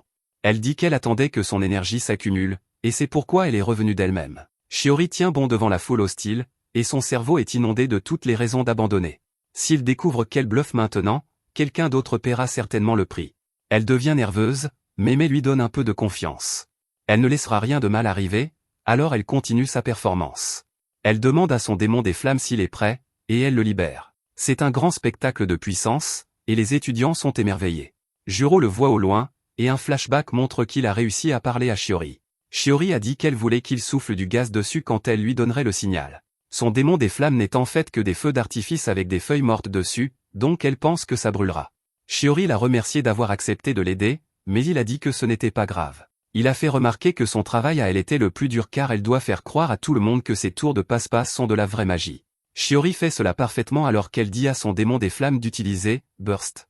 Avec le gaz toxique de Juro, cela ressemble à une véritable attaque qui recouvre Chladni de flammes. Les étudiants sont stupéfaits, et Shiori déclare que leur Chladni a enfin été vaincu. Elle est prête à passer à autre chose et dit qu'il devrait maintenant faire un feu de camp. Naruko admet sa défaite face à Juro, mais Juro dit qu'il a perdu face à Shiori. Il dit que Naruko a tort à son sujet car elle surmonte ses faiblesses. Cela fait remonter à Naruko un souvenir de son propre passé. Quand Juro était enfant, il tenait un autre enfant au sol. Son père se demanda ce qu'il attendait et lui dit d'achever l'enfant. Naruko hésita, alors son père lui rappela que les faibles sont destinés à mourir tôt ou tard. Il s'avère que la personne que Naruko tenait au sol était son frère aîné. Son père dit à Naruko que son frère aîné mourant de la main de son jeune frère était le meilleur espoir qu'il pouvait avoir. Naruko écouta les instructions de son père et mit fin à la vie de son frère aîné. De retour au présent, Naruko se demande pourquoi Juro le laisse vivre. Juro lui dit que s'il veut être guéri, il devrait essayer de s'ouvrir à quelqu'un au sujet de ses faiblesses. Quand Juro retourne au camp, Shiori dit qu'elle a un cadeau pour lui. C'est un kit de mixage Miximax supervisé, et Juro est choqué. Mais ne comprend pas ce qui est si spécial, alors Juro dit que c'est un événement historique. Le record du monde du plus grand kit de confiserie artisanale n'a pas été battu depuis 22 ans, et celui-ci vient de l'exploser. Le lendemain, Shiori dit bonjour à tout le monde. Tout le monde a fait le rêve le plus étrange parce que Shiori était une vraie sorcière et qu'elle a combattu un monstre. Ils l'ont tous vue comme différents types de héros, mais elle dit juste qu'elle est douée pour les tours de magie. Juro dit que la voiture est arrivée, et nous voyons que l'oncle de Shiori est là. Sur le chemin du retour, Shiori remercie Juro de l'avoir sauvé et d'avoir arrangé les choses. Juro dit que ce n'est pas grave car tout ce qu'il a fait a été d'appliquer un filtre lourd sur les souvenirs de tout le monde. Shiori va lui tapoter la tête, mais Juro est pris au dépourvu. Shiori s'excuse et explique qu'elle a pris l'habitude de tapoter la tête des gens quand elle les félicite de son père. Juro la laisse lui tapoter la tête, et met l'enregistre. Elle dit que grâce à Juro, personne n'a eu à se sentir triste, blessé ou même rancunier. En plus, il a aidé Shiori à créer les meilleurs souvenirs possibles. Elle déclare qu'elle sera fière d'avoir connu Juro aussi longtemps qu'elle vivra. Plus tard, Naruko annonce la mauvaise nouvelle à Fudi concernant son échec. Il ne peut pas accepter de paiement, et il a tout remboursé ce qu'elle lui avait payé. Naruko passe à autre chose, mais Fudi est furieuse. Elle se tourne vers un autre tueur à gages qu'elle avait en attente comme solution de secours. Ce gars dit qu'il utilisera sa jambe de sniper pour éliminer Juro définitivement. Malheureusement pour lui, il est détruit par Juro, qui est arrivé avec les autres. Fudi suppose qu'ils veulent sa vie ou son argent, mais Shiori révèle qu'elle ne veut qu'une seule chose. Étonnamment, elle dit à Fudi de l'entraîner comme une folle.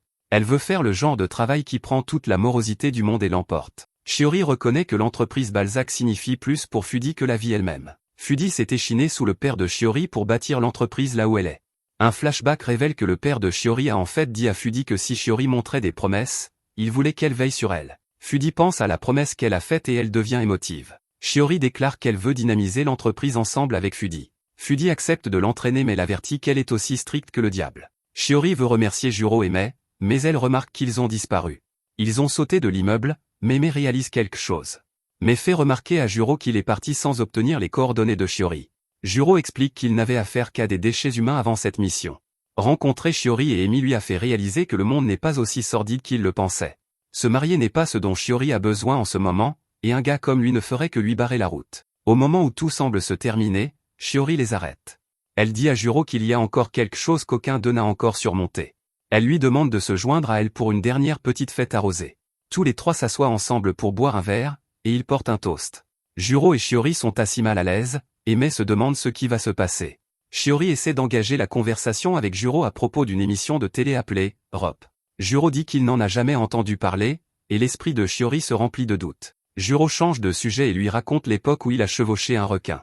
Shiori trouve cela étrange, alors la tête de Juro se remplit aussi de doutes. Mais les regarde lutter douloureusement pour parler et pense qu'ils viennent de mondes complètement différents sans rien en commun. Ils n'avaient aucun problème à parler lors du voyage de camping, mais maintenant ils ne trouvent rien à dire. Un fossé va grandir entre eux si cela continue. Au moment où Mei s'apprête à intervenir pour sauver la conversation, Juro demande s'il peut montrer à Shiori un nouveau tour de passe-passe qu'il a inventé.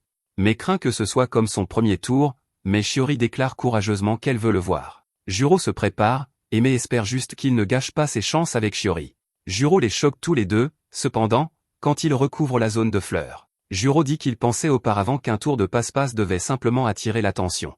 Cependant, Shiori lui a appris que la vraie clé est de faire face aux gens et de les divertir. Shiori est inspirée, donc elle dit qu'elle a aussi un nouveau tour qu'elle veut lui montrer. Les deux vont alors et viennent, montrant leurs compétences.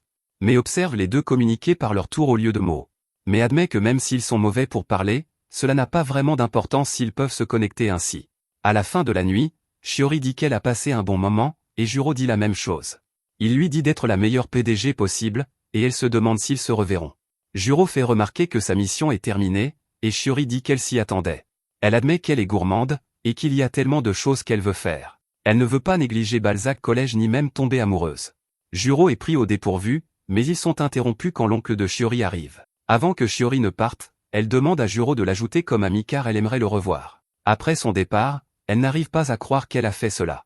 Elle a planifié des milliers de scénarios pour lui demander, cela lui a presque donné une crise cardiaque, mais elle l'a fait quand même. Juro l'a ajouté comme ami, et sa liste d'amis compte maintenant 3 personnes. Juro se demande si Shiori s'intéresse vraiment à lui, ou si elle était juste polie. Mais lui dit de ne pas précipiter les choses et de se concentrer simplement sur la construction de la relation. Mais annonce que leur prochaine opération commencera dimanche, mais Juro dit qu'il ne pourra pas venir. Mais demande pourquoi, et Juro dit simplement qu'il doit assister au mariage d'un ami. Juro dit à Mai que le nom du maître des insectes est Tashiki. C'est un collègue et un ami de longue date de Juro, et il va se marier. Tashiki lui a envoyé une invitation très formelle, alors ils iront.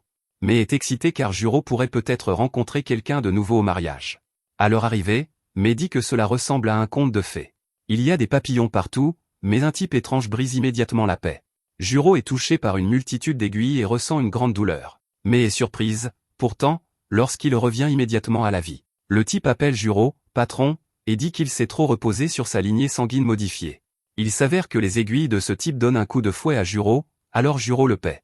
Juro explique que ce type s'appelle Tsunagi, et c'est le maître des aiguilles. Tsunagi a 3 enfants, et ils font tous la fête après avoir reçu le paiement de Juro. Tsunagi prévoit de l'emmener dans un parc d'attractions, et il devient très clair que c'est un bon père. La cérémonie de mariage commence, et les mariés sont présentés. Voir Tashiki se marier fait réfléchir Juro au passé. Il y a longtemps, Juro a vaincu une pièce pleine de criminels. Un type a dit qu'il essayait d'unifier le monde souterrain, mais Juro l'a fait taire. Juro a affronté Tashiki car il supposait que le clan du maître des insectes voulait gagner les faveurs de la famille Juro. Tashiki l'a surpris en disant qu'il voulait juste boire un verre avec Juro. Il lui a proposé une boisson non alcoolisée puisque Juro était mineur, et Juro ne savait pas quoi dire. De retour au présent, Mai donne un coup de coude à Juro et se demande s'il a entendu comment Tashiki et Anna se sont rencontrés. Apparemment, Anna a eu des ennuis en faisant de l'alpinisme, et c'est Tashiki qui l'a aidé. La cérémonie continue, et Tashiki finit par passer la bague au doigt d'Anna. Pendant que Juro regarde, il demande doucement à Mai s'il pourrait un jour réussir un mariage aussi parfait.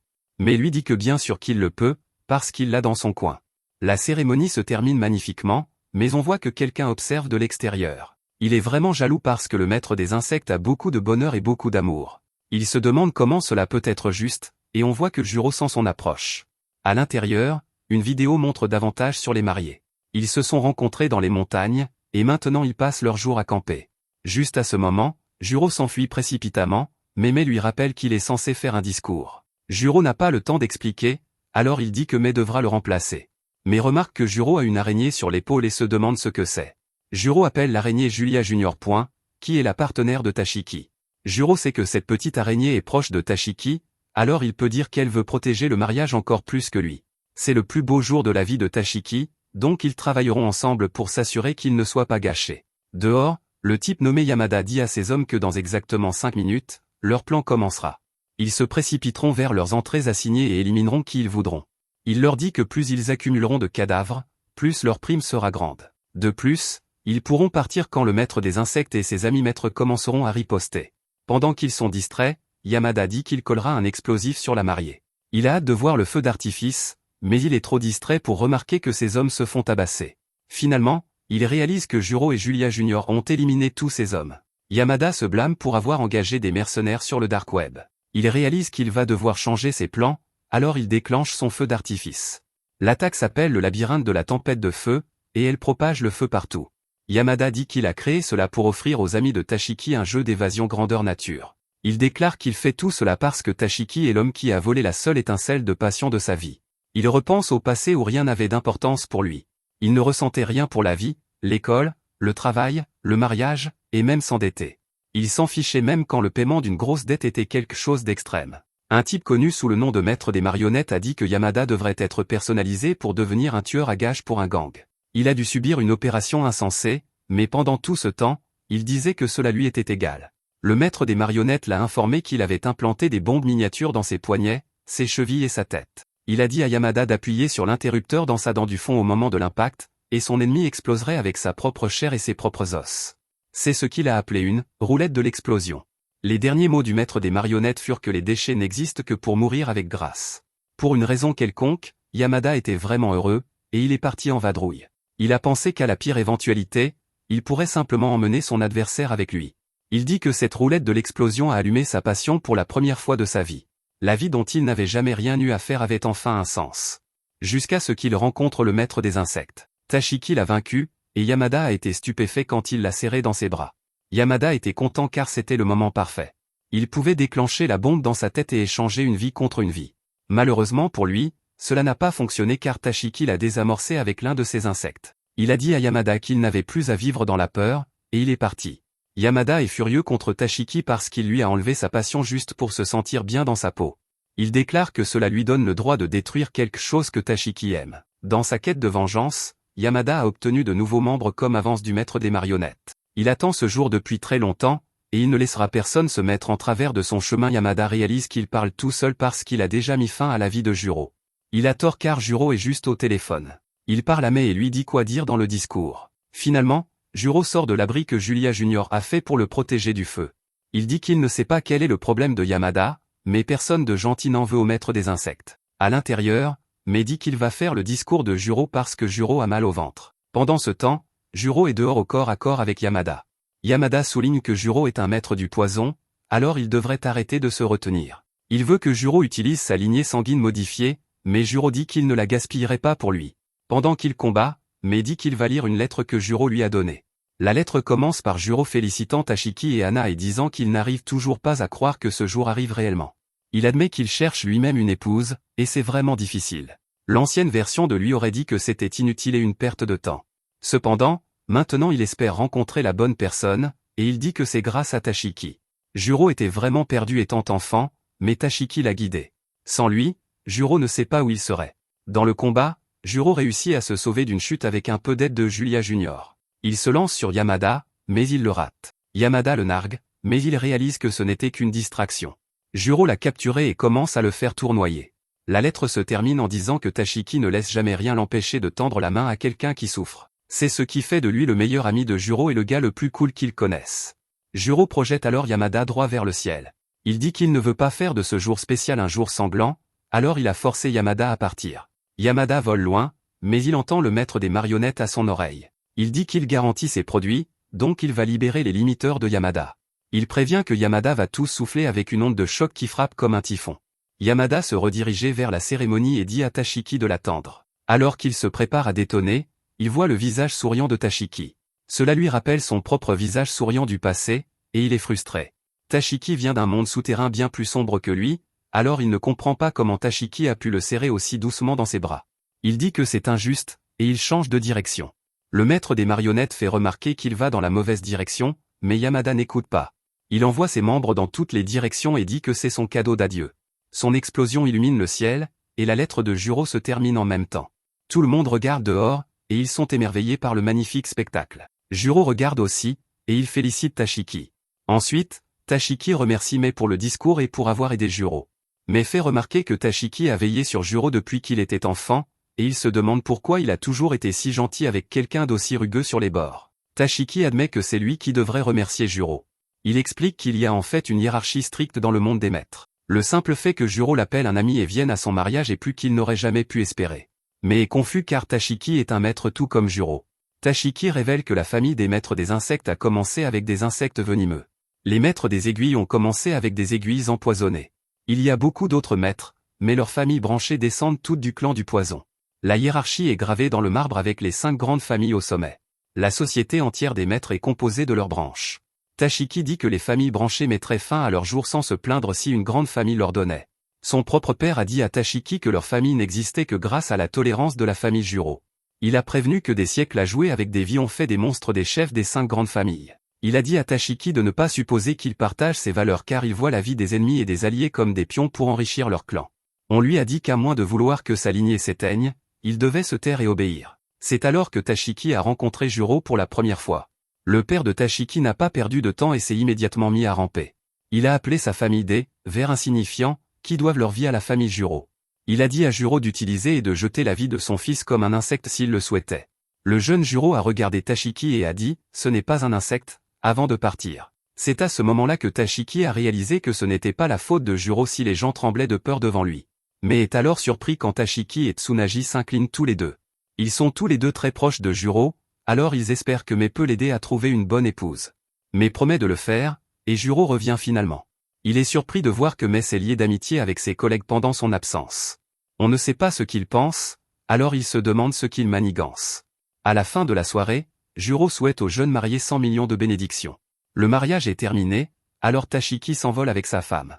Ailleurs, un homme mystérieux finit d'éliminer un maître. Le maître qu'il a éliminé est complètement gelé, et le gars dit qu'il n'était pas très habile. Une fille lui dit qu'il a fait du bon travail, donc elle lui enverra la prochaine liste de maîtres à chasser. Elle lui souhaite bonne chance, et il est surpris quand il voit que Juro était sur la liste. Un peu plus tard, nous voyons Mai apprendre à Juro à jouer dans une salle d'arcade. Il lui explique que la clé de la machine à pince consiste à évaluer la cible, la position du lot et la force du bras, puis à frapper. Mai réussit une fois et dit à Juro qu'il devra persévérer s'il veut gagner le cœur d'une fille. Juro essaie à son tour et dépense immédiatement 10 000 yens sans rien attraper. Juro repère une autre machine et il est confiant de pouvoir la maîtriser. C'est un jeu de tap-top, et il le maîtrise instantanément. Il obtient le meilleur score, mais Mai lui fait remarquer que cela ne séduira probablement aucune fille. Alors qu'ils essaient d'autres jeux, Mai demande à Juro s'il a entendu parler d'une certaine personne appelée le chasseur de tueurs. Juro explique qu'il s'agit d'une série d'assassins célèbres éliminés un par un. Les objectifs et l'identité du chasseur sont un mystère total, mais ses compétences sont bien prouvées. Dan le démembreur et Kushima le maître de la lance ont déjà été abattus. Juro fait remarquer qu'il serait difficile de trouver beaucoup de gens capables de vaincre le maître de la lance au combat. Alors qu'ils terminent leur séance, une mystérieuse fille apparaît et dit à Juro qu'ils doivent parler. Elle a l'air vraiment dangereuse, mais elle dit simplement à Juro qu'elle veut aussi prendre une photo avec lui. Après les photos, elle se présente sous le nom de Kimi. Elle veut engager Juro pour un travail, et Mai fait remarquer qu'elle aurait pu le contacter via le Darknav. Kimi dit qu'une beauté comme elle apparaît une fois tous les 10 millions d'années, et que Juro devrait être aux anges. Nos héros sont choqués par son ego et ils partent immédiatement.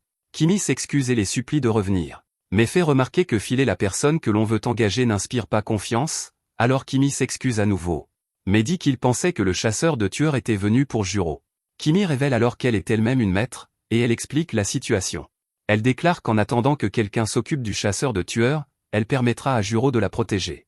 Nos héros repartent, mais Kimi s'excuse.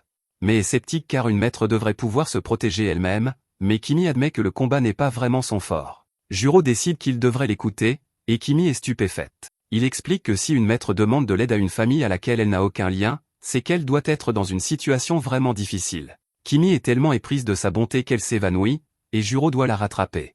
Cela la rend encore plus folle, car elle n'arrive pas à croire que Juro lui prête réellement attention. Quand elle reprend ses esprits, elle serre immédiatement Juro dans ses bras. Elle déclare qu'avec Juro, elle est en sécurité, et elle défie le chasseur de tueurs de venir la chercher. Quand elle se calme, elle dit qu'elle fera une exception pour Juro et lui montrera exactement quel genre de maître elle est. Elle commence à faire d'étranges bruits de couinement, et tout le monde dans la pièce se demande ce qu'elle fait. Soudain, un hamster féroce apparaît de nulle part et dit le mot bam. Kimi se présente à nouveau et révèle qu'elle est la maître des hamsters. La petite créature qu'elle vient d'appeler à ses côtés est son partenaire, nommé Sirius. Elle explique que c'est Sirius qui a trouvé Juro en ville. Elle déclare qu'en matière de collecte de renseignements et de travaux minutieux, elle est la meilleure, tant qu'elle a ses petits assistants. Juro en déduit que Kimi est lié au clan de la bête. Il explique que les maîtres sont tous des tueurs experts mais pas nécessairement de bons combattants. Techniquement, même lui est davantage spécialisé dans l'assassinat et les pièges que dans le combat direct. Mais a du mal à croire qu'il ne soit pas considéré comme un bon combattant après ce qu'elle a vu faire. Kimi dit alors qu'elle ne veut rien avoir à faire avec le chasseur de tueurs, mais l'association dont elle fait partie est déterminée à l'éliminer. En conséquence, elle est en danger, c'est pourquoi elle a besoin d'un garde du corps. Juro fait remarquer qu'elle peut simplement embaucher quelqu'un de son organisation, mais elle dit que ce n'est pas possible. Elle explique que jusqu'à la génération de son arrière-grand-père, ils étaient des maîtres du rap. Ils étaient très respectés dans le clan de la bête, ils pouvaient donc faire valoir leur poids. Malheureusement, leur lignée s'est affaiblie, alors aujourd'hui, elle ne serait même pas surprise qu'on leur retire leur titre de maître. Kimi admet qu'elle n'a jamais pris de vie, et le seul lien qui la relie au clan de la bête est la couleur de ses vêtements. Elle explique que toutes les branches du clan de la bête doivent les porter. Elle se présente aux réunions de l'association quand on le lui dit, mais les décisions importantes ont déjà été prises sans elle. C'est aussi ce qui s'est passé lorsqu'ils ont élaboré un plan pour affronter le chasseur. Les autres membres lui ont même dit en face qu'une maître qui ne peut pas tuer et qui travaille un emploi ordinaire devrait au moins se rendre utile comme bouclier. Kimi s'excuse auprès de ses héros et les remercie de l'avoir écouté. Elle dit qu'elle vient de réaliser que Juro n'accepterait jamais un travail pour protéger une sous-famille inconnue, surtout pour des honoraires qu'elle ne peut pas payer. Juro était le futur chef d'une des 5 grandes familles, et il ne perdrait pas son temps avec quelqu'un comme elle. Alors qu'elle s'éloigne, elle pense qu'elle est simplement heureuse d'avoir rencontré son maître préféré avant de mourir. Avant qu'elle ne parte, Juro propose de faire le travail pour 10 000 yens par jour. Kimi est stupéfaite, et il se demande quand il pourra commencer à la protéger. mais se demande s'il est sûr de lui, et Juro dit simplement qu'il voit bien que Kimi est dans une situation difficile. Kimi se précipite pour le serrer dans ses bras parce que Juro agit exactement comme elle l'avait imaginé. Juro ne sait pas du tout quoi faire dans cette situation, alors Mei lui dit de simplement lui rendre son étreinte. Plus tard, Kimi dit à Nohiro qu'elle va les emmener rencontrer son association. En chemin, Mei pense que Kimi est la personne la plus excentrique que Juro ait rencontrée. Ils sont tous les deux des chasseurs, cependant, il y a donc une chance qu'ils s'entendent très bien. Ils arrivent au repère de l'association, appelé le Plaza des Animaux Câlins. Kimi dit qu'elle va s'occuper des présentations, et elle nomme plusieurs chasseurs appartenant à l'organisation. Elle est surprise de trouver tout le monde par terre, et elle se demande s'ils dorment tous. Juro doit lui faire remarquer que tous les maîtres ne sont plus en vie. Un type mystérieux se lève, et Juro dit frénétiquement aux autres de fuir. Le type se déplace en un clin d'œil et poignarde Juro à l'estomac. Le type identifie Juro comme un maître du poison et dit que le croisé ici tombe à pic car il n'aura plus besoin de le chercher. Avec Juro ici, il pourra rayer un grand nom de sa liste. Kimi est horrifiée car elle n'a même pas vu l'attaque du type.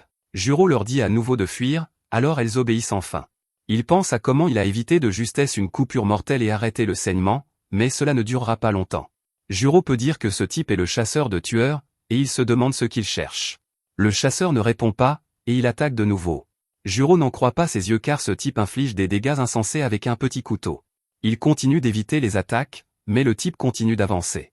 Juro sait qu'il sera en difficulté si le combat s'éternise, et il détermine que les pièges ne fonctionneront pas. Sa seule option est d'affronter ce type de front et d'y aller à fond dès le début. Il n'a pas d'autre choix que de s'injecter 2 toxines à la fois, un accélérateur de réflexe optique appelé vision toxique et un potentialisateur de réflexe musculaire appelé lancer de javelot toxique. Cela permet à Juro d'égaler la vitesse du chasseur, et il parvient enfin à atterrir plusieurs coups.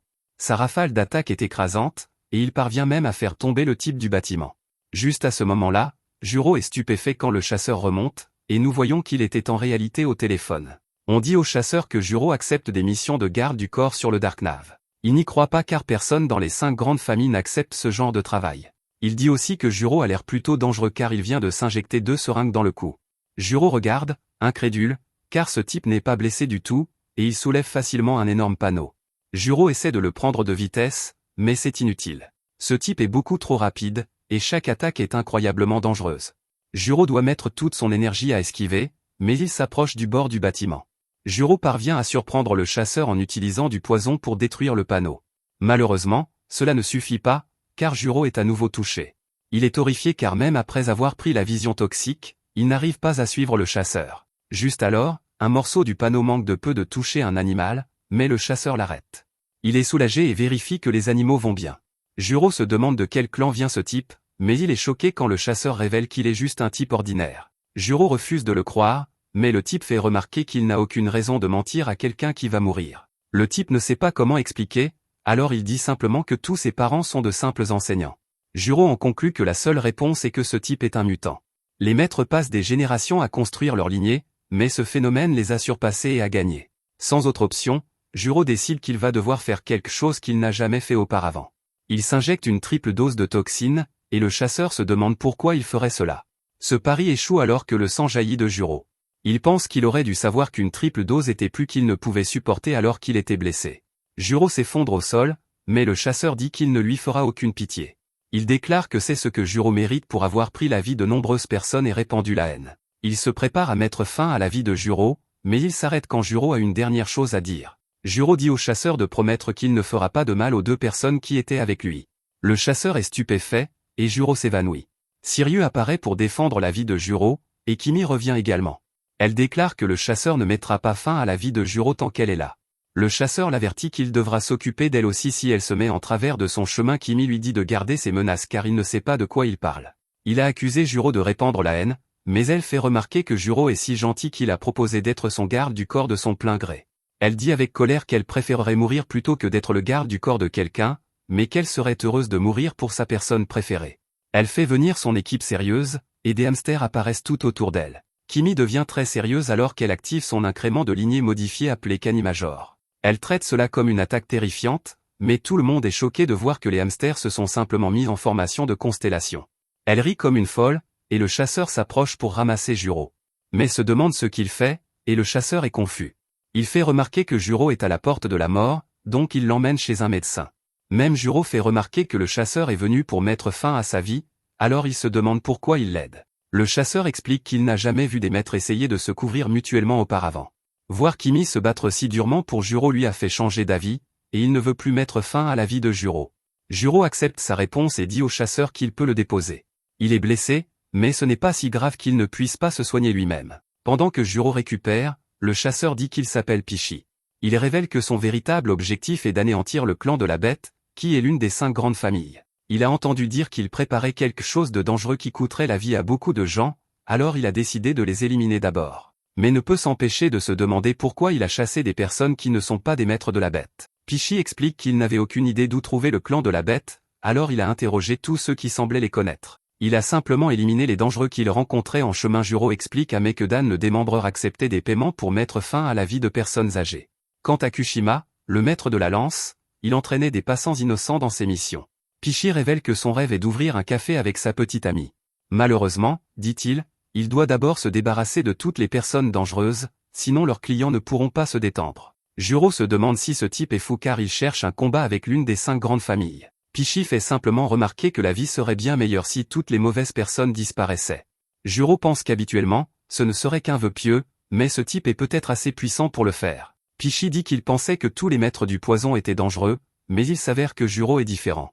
Il a déterminé que Juro n'est pas une menace pour le monde qu'il veut. Pichi se demande si Juro connaît le clan de la Bête par l'intermédiaire des relations de sa famille. Juro dit, bien sûr que non, parce que les choses ne sont pas comme les gens le pensent. Il explique qu'on les appelle les 5 grandes familles par commodité, mais qu'elles n'ont pas beaucoup de liens entre elles. Pichi sait que Kimi est issue d'une branche du clan de la Bête, alors il se demande si elle sait quelque chose.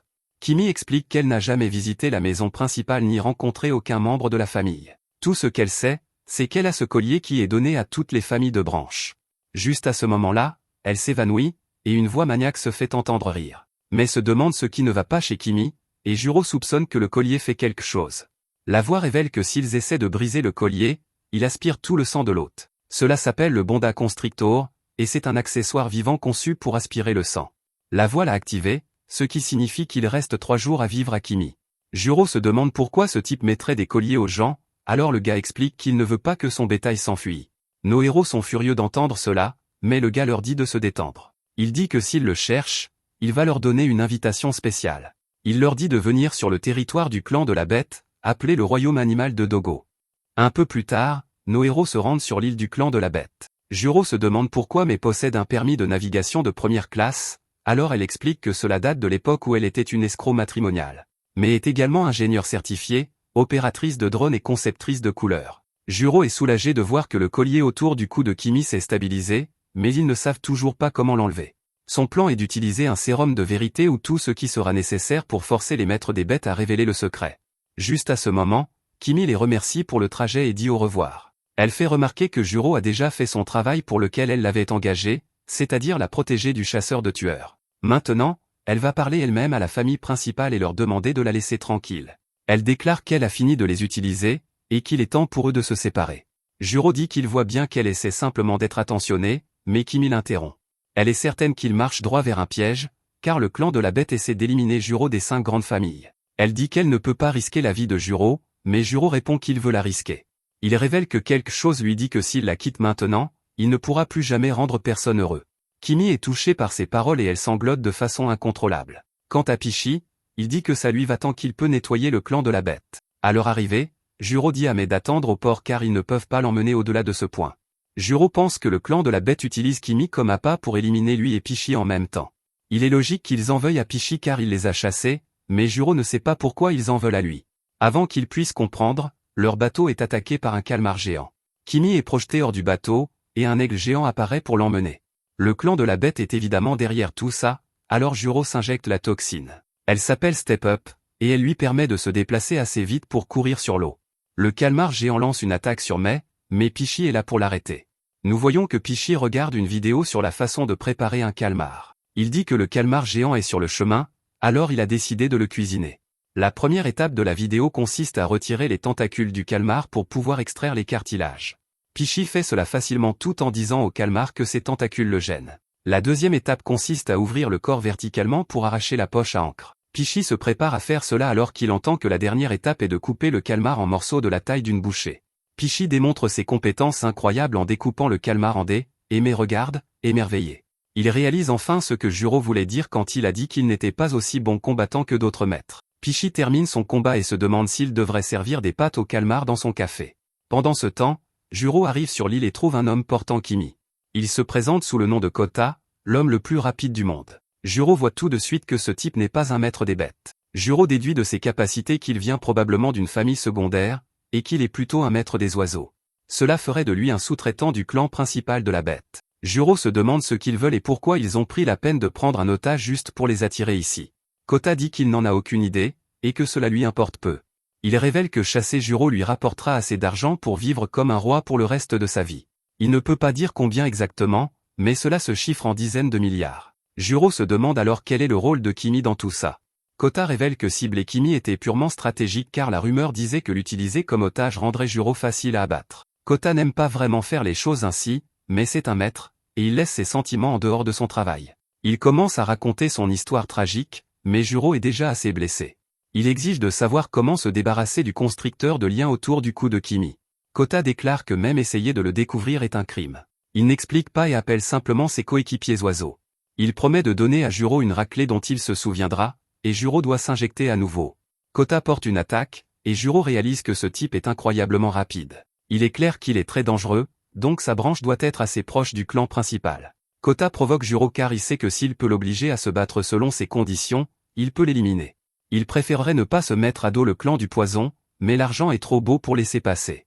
Il pense que les 5 grandes familles sont les meilleures pour mettre fin à des vies, mais elles ne font pas partie du top 5 quand il s'agit d'un combat direct. Il déclare qu'il ne peut pas laisser passer la chance de changer sa vie d'un seul coup de circuit. Son rêve est d'aller en Amérique, le pays du baseball, et de leur faire adopter le bird ball. Pendant ce temps, un homme nommé Toshiro observe depuis son moniteur d'œufs de poisson. Une fille nommée Byako se demande si le maître du poison succombera vraiment au maître des oiseaux. Elle fait remarquer que c'est un mauvais match-up pour Juro, mais Toshiro n'est pas d'accord. Il dit qu'il est évident que c'est le cerveau d'oiseau qui est dépassé. Toshiro montre son côté fou en disant que le clan du poison a vécu de pièges et de jeux déloyaux tout ce temps. Il est sûr que Juro a plus d'un tour dans son sac. Il dit que les crocs venimeux de Juro vous rongent avant même que vous ne vous en rendiez compte. Toshiro est si excité de voir ce que Juro va faire qu'il peut à peine se contenir. Il dit au maître du poison de lui montrer ce qu'est vraiment un jeu déloyal. De retour au combat, Kota active son incrément de lignée sanguine modifié final appelé Full Stadium Farewell. C'est une attaque massive, et Kota dit que Juro ne pourra pas s'échapper. Juro répond en déployant une fumée parfumée, que Kota suppose être du gaz poison.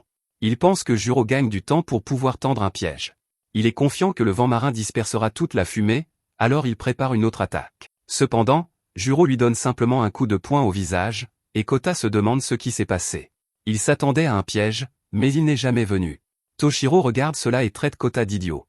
Il sait que Kota est extrêmement rapide, mais il dit que cela ne le mènera pas loin contre des gars qui ne se battent pas loyalement. Il souligne que les pièges sont vraiment dangereux car ils vous prennent au dépourvu. Il s'avère que rendre Kota craintif d'un piège était le vrai piège depuis le début. Juro a utilisé un bref moment où Kota était distrait pour s'accélérer avec 2 toxines. Juro essaie d'interroger Kota, mais Kota commence à révéler des informations par désespoir. Il révèle que le clan principal de la bête se trouve sur un pic montagneux derrière lui. Il fait remarquer que, malheureusement, savoir cela ne rendra pas l'accès moins impossible. Juro essaie de demander combien d'ennemis il y a, mais Kota dit qu'il ne le dira jamais. Il dit cependant que le clan principal a mobilisé toutes les branches majeures et mineures pour traquer Juro. Juro est stupéfait de voir que Kota est si désespéré qu'il révèle tous ses secrets. Kota est même sur le point de révéler une rumeur qu'il a entendue à propos du constricteur de lien. Malheureusement, avant qu'il ne le puisse, celui autour de son cou commence à l'étrangler. Toshiro se présente comme le roi maître des bêtes, et il souhaite la bienvenue à Juro au royaume animal de Dogo. Toshiro est curieux de savoir pourquoi le futur chef de la famille Juro a accepté des missions qui ne paient presque rien. Juro lui dit simplement qu'il essaie de se marier et qu'il utilise le travail de garde du corps pour rencontrer des femmes. Toshiro est stupéfait, et il admet qu'il était l'appât de Kimi, mais il n'a pas pu comprendre pourquoi Juro s'intéresserait à quelqu'un d'aussi inutile. Il donne ensuite un conseil à Juro et lui dit d'oublier complètement le mariage. Le clan du poison a passé des siècles à raffiner son sang, et maintenant il appelle cela une œuvre d'art. Il fait remarquer que Juro le gâcherait avec la mauvaise personne. Il rappelle à Juro qu'il a de l'argent et du pouvoir, donc cela ne devrait pas être difficile pour lui de trouver une fille avec une bonne lignée. Juro dit que c'est une bonne chose que Kimi dorme, car écouter cela rendrait n'importe qui malade. Pendant ce temps, mais remarque quelque chose dans l'eau et se demande ce que c'est. Pichi réalise que c'est dangereux, mais il est trop tard car la chose explose. Au même moment, Juro est à nouveau attaqué par Kota. Pour une raison quelconque, Toshiro déclare que le maître des oiseaux et le maître de la lance sont la combinaison parfaite. Il annonce que celui qui recueille le sang sera celui qui gagnera en pouvoir. Nous apprenons ensuite l'histoire du maître de la lance nommé Kushima, décédé à l'âge de 72 ans. Il a éliminé près de 900 personnes, et le secret de César réside dans le sang de son clan, qui a consacré tout ce qu'il avait à cette lance. En une seule seconde, il pouvait déchaîner 88 poussées silencieuses. Pour une raison quelconque, Kota possède désormais cette capacité, et il l'utilise contre Juro. Kota dit qu'il se sent bien, et il est content d'avoir prêté allégeance au clan de la bête.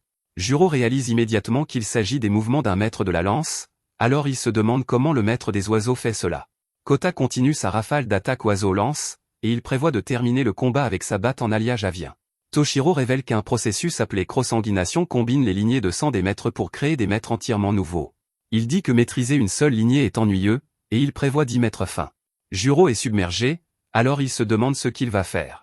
Il veut que Bayako regarde le combat avec lui, mais il réalise qu'elle est déjà partie pour aller chercher l'autre personne. Pendant ce temps, nous voyons que Pichi a pris une raclée en protégeant Mai. D'une manière ou d'une autre, ils ont survécu à un tas de bombes poulpes, mais les courants les ont jetés du côté opposé de l'île. Juste alors, un ours blanc apparaît, et Mai est terrifié par son attaque. Étonnamment, il ne les attaque pas, et il se met simplement à faire des arts martiaux. Mai est émerveillé par la forme de l'ours, et il continue. Cet ours a même une ceinture noire, et Mai le remercie pour sa performance. Malheureusement, l'ours ne les laisse pas partir et exige leur sang.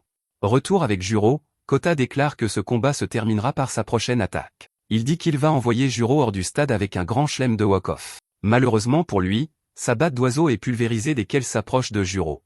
Il se demande comment c'est arrivé, et Juro lui dit de ne pas sous-estimer un maître du poison. Il explique que faire des tours sans que personne ne le remarque est un jeu d'enfant pour lui. Kota est horrifié en réalisant que Juro a laissé les oiseaux le picorer exprès pendant tout ce temps. Juro révèle qu'il a fait cela pour pouvoir empoisonner les oiseaux par son propre sang. Il s'est injecté un relaxant musculaire empoisonné, auquel il est résistant. Aucun d'eux n'est résistant, alors il commence à tomber au sol. Kota fait un dernier effort pour battre Juro par le nombre, mais cela ne sert à rien. Juro l'attrape et lui écrase le visage contre le sol. Toshiro est en fait heureux de voir cela, et il dit qu'il veut les pouvoirs de Juro. Pendant ce temps, Juro est soulagé de voir que Kimi va bien, et Kota se demande pourquoi Juro l'aide. Juro dit que Kota n'est qu'un fou de baseball qui a perdu sa liberté à cause du clan de la bête. Kota le corrige car cela s'appelle le burzball, et c'est le sport avien qui transcende le baseball. Il dit à tous ses coéquipiers oiseaux qu'il a perdu loyalement, mais que la prochaine fois, il vaincra Juro. Malheureusement, Toshiro dit qu'il n'y aura pas de prochaine fois, et il met fin à la vie de Kota. Il explique une fois de plus que la crosanguination écrase différentes lignées sanguines. Une fois qu'il les lance, elles se rejettent mutuellement à l'intérieur du corps. Le résultat final de tout cela est la perte de la vie de l'hôte. Juro le traite de salaud, mais Toshiro n'en a rien à faire. Il fait remarquer que les familles secondaires ne sont que des jouets pour le clan principal. Il dit que Kota n'était qu'un cobaye, et que Kimi n'est qu'un carcan pour entraver Juro. Toshiro révèle alors l'information clé dont Juro avait besoin, la seule façon d'enlever le constricteur de lien est avec son sang, qui est le passe-partout. Il dit à Juro de venir chez lui, où tout le clan l'attendra. Toshiro prend tous les oiseaux de Kota et dit que le sang qu'ils ont recueilli de Juro devrait suffire pour l'instant. Cependant, il promet qu'il finira par lui soutirer chaque dernière goutte. Pendant ce temps, Kota souhaite avoir fait du burzball la prochaine grande chose, et sa vie prend fin. De l'autre côté de l'île, Mai est toujours chassé par l'ours. Heureusement, Pichi a récupéré, alors il en fait rapidement son affaire. Juste à ce moment, il remarque que quelque chose se nourrit de son cou, et l'ours saute pour l'enlever. Il s'avère que l'ours n'était que Bayako déguisé. Elle rapporte à Toshiro qu'elle a réussi à prélever un échantillon du sang de Pichi sans difficulté. Toshiro rit comme un fou car il n'arrive pas à croire que son plan se déroule si parfaitement. Il a maintenant le sang de Juro et de Pichi, et il explique son plan. Il dit que le problème de la crosanguination est que le corps rejette la transplantation si fort que cela détruit la personne. Cependant, le sang de la famille Juro s'est adapté à tant de toxines qu'il arrête tout type de réaction de rejet. Cela signifie qu'il peut activer la crosanguination sans que la vie de la personne ne se termine comme pour Kota. Quant au sang de Pichi, il augmente considérablement la vitesse de réflexion et la force physique. Ce sont exactement les deux lignées sanguines que Toshiro voulait, et elles lui sont tombées toutes cuites dans le bec. Il a enfin ce dont il a besoin, alors il dit qu'il est temps de l'utiliser. Il ordonne à Bayako de les achever afin qu'ils puissent atteindre leur objectif. Pendant ce temps, Juro reconnaît que leur situation ne cesse d'empirer. On ne sait pas quand Toshiro pourrait changer d'avis et se débarrasser de Kimi. Il essaie de se mettre en route immédiatement, mais Kimi l'arrête. Elle voit bien qu'il n'a pas encore complètement récupéré, alors elle utilise ses hamsters pour s'empiler sur lui et le maintenir au sol. Elle lui dit joyeusement de se reposer sur ses genoux, mais ensuite elle devient très sérieuse. Elle se confie sur le fait qu'elle est une maître qui n'a jamais été engagée pour éliminer quiconque, et qu'on s'est moqué d'elle à cause de cela toute sa vie. Depuis lors, elle n'a jamais voulu plus de pouvoir. Cependant, voir d'autres personnes souffrir alors qu'elle ne peut que se cacher a brisé quelque chose en elle. Elle se demande si les choses se seraient passées différemment si elle avait été beaucoup plus forte, et elle demande pourquoi elle devait être si inutile. Juro lui dit qu'en tant que son client, il voulait la sauver simplement parce qu'il le voulait.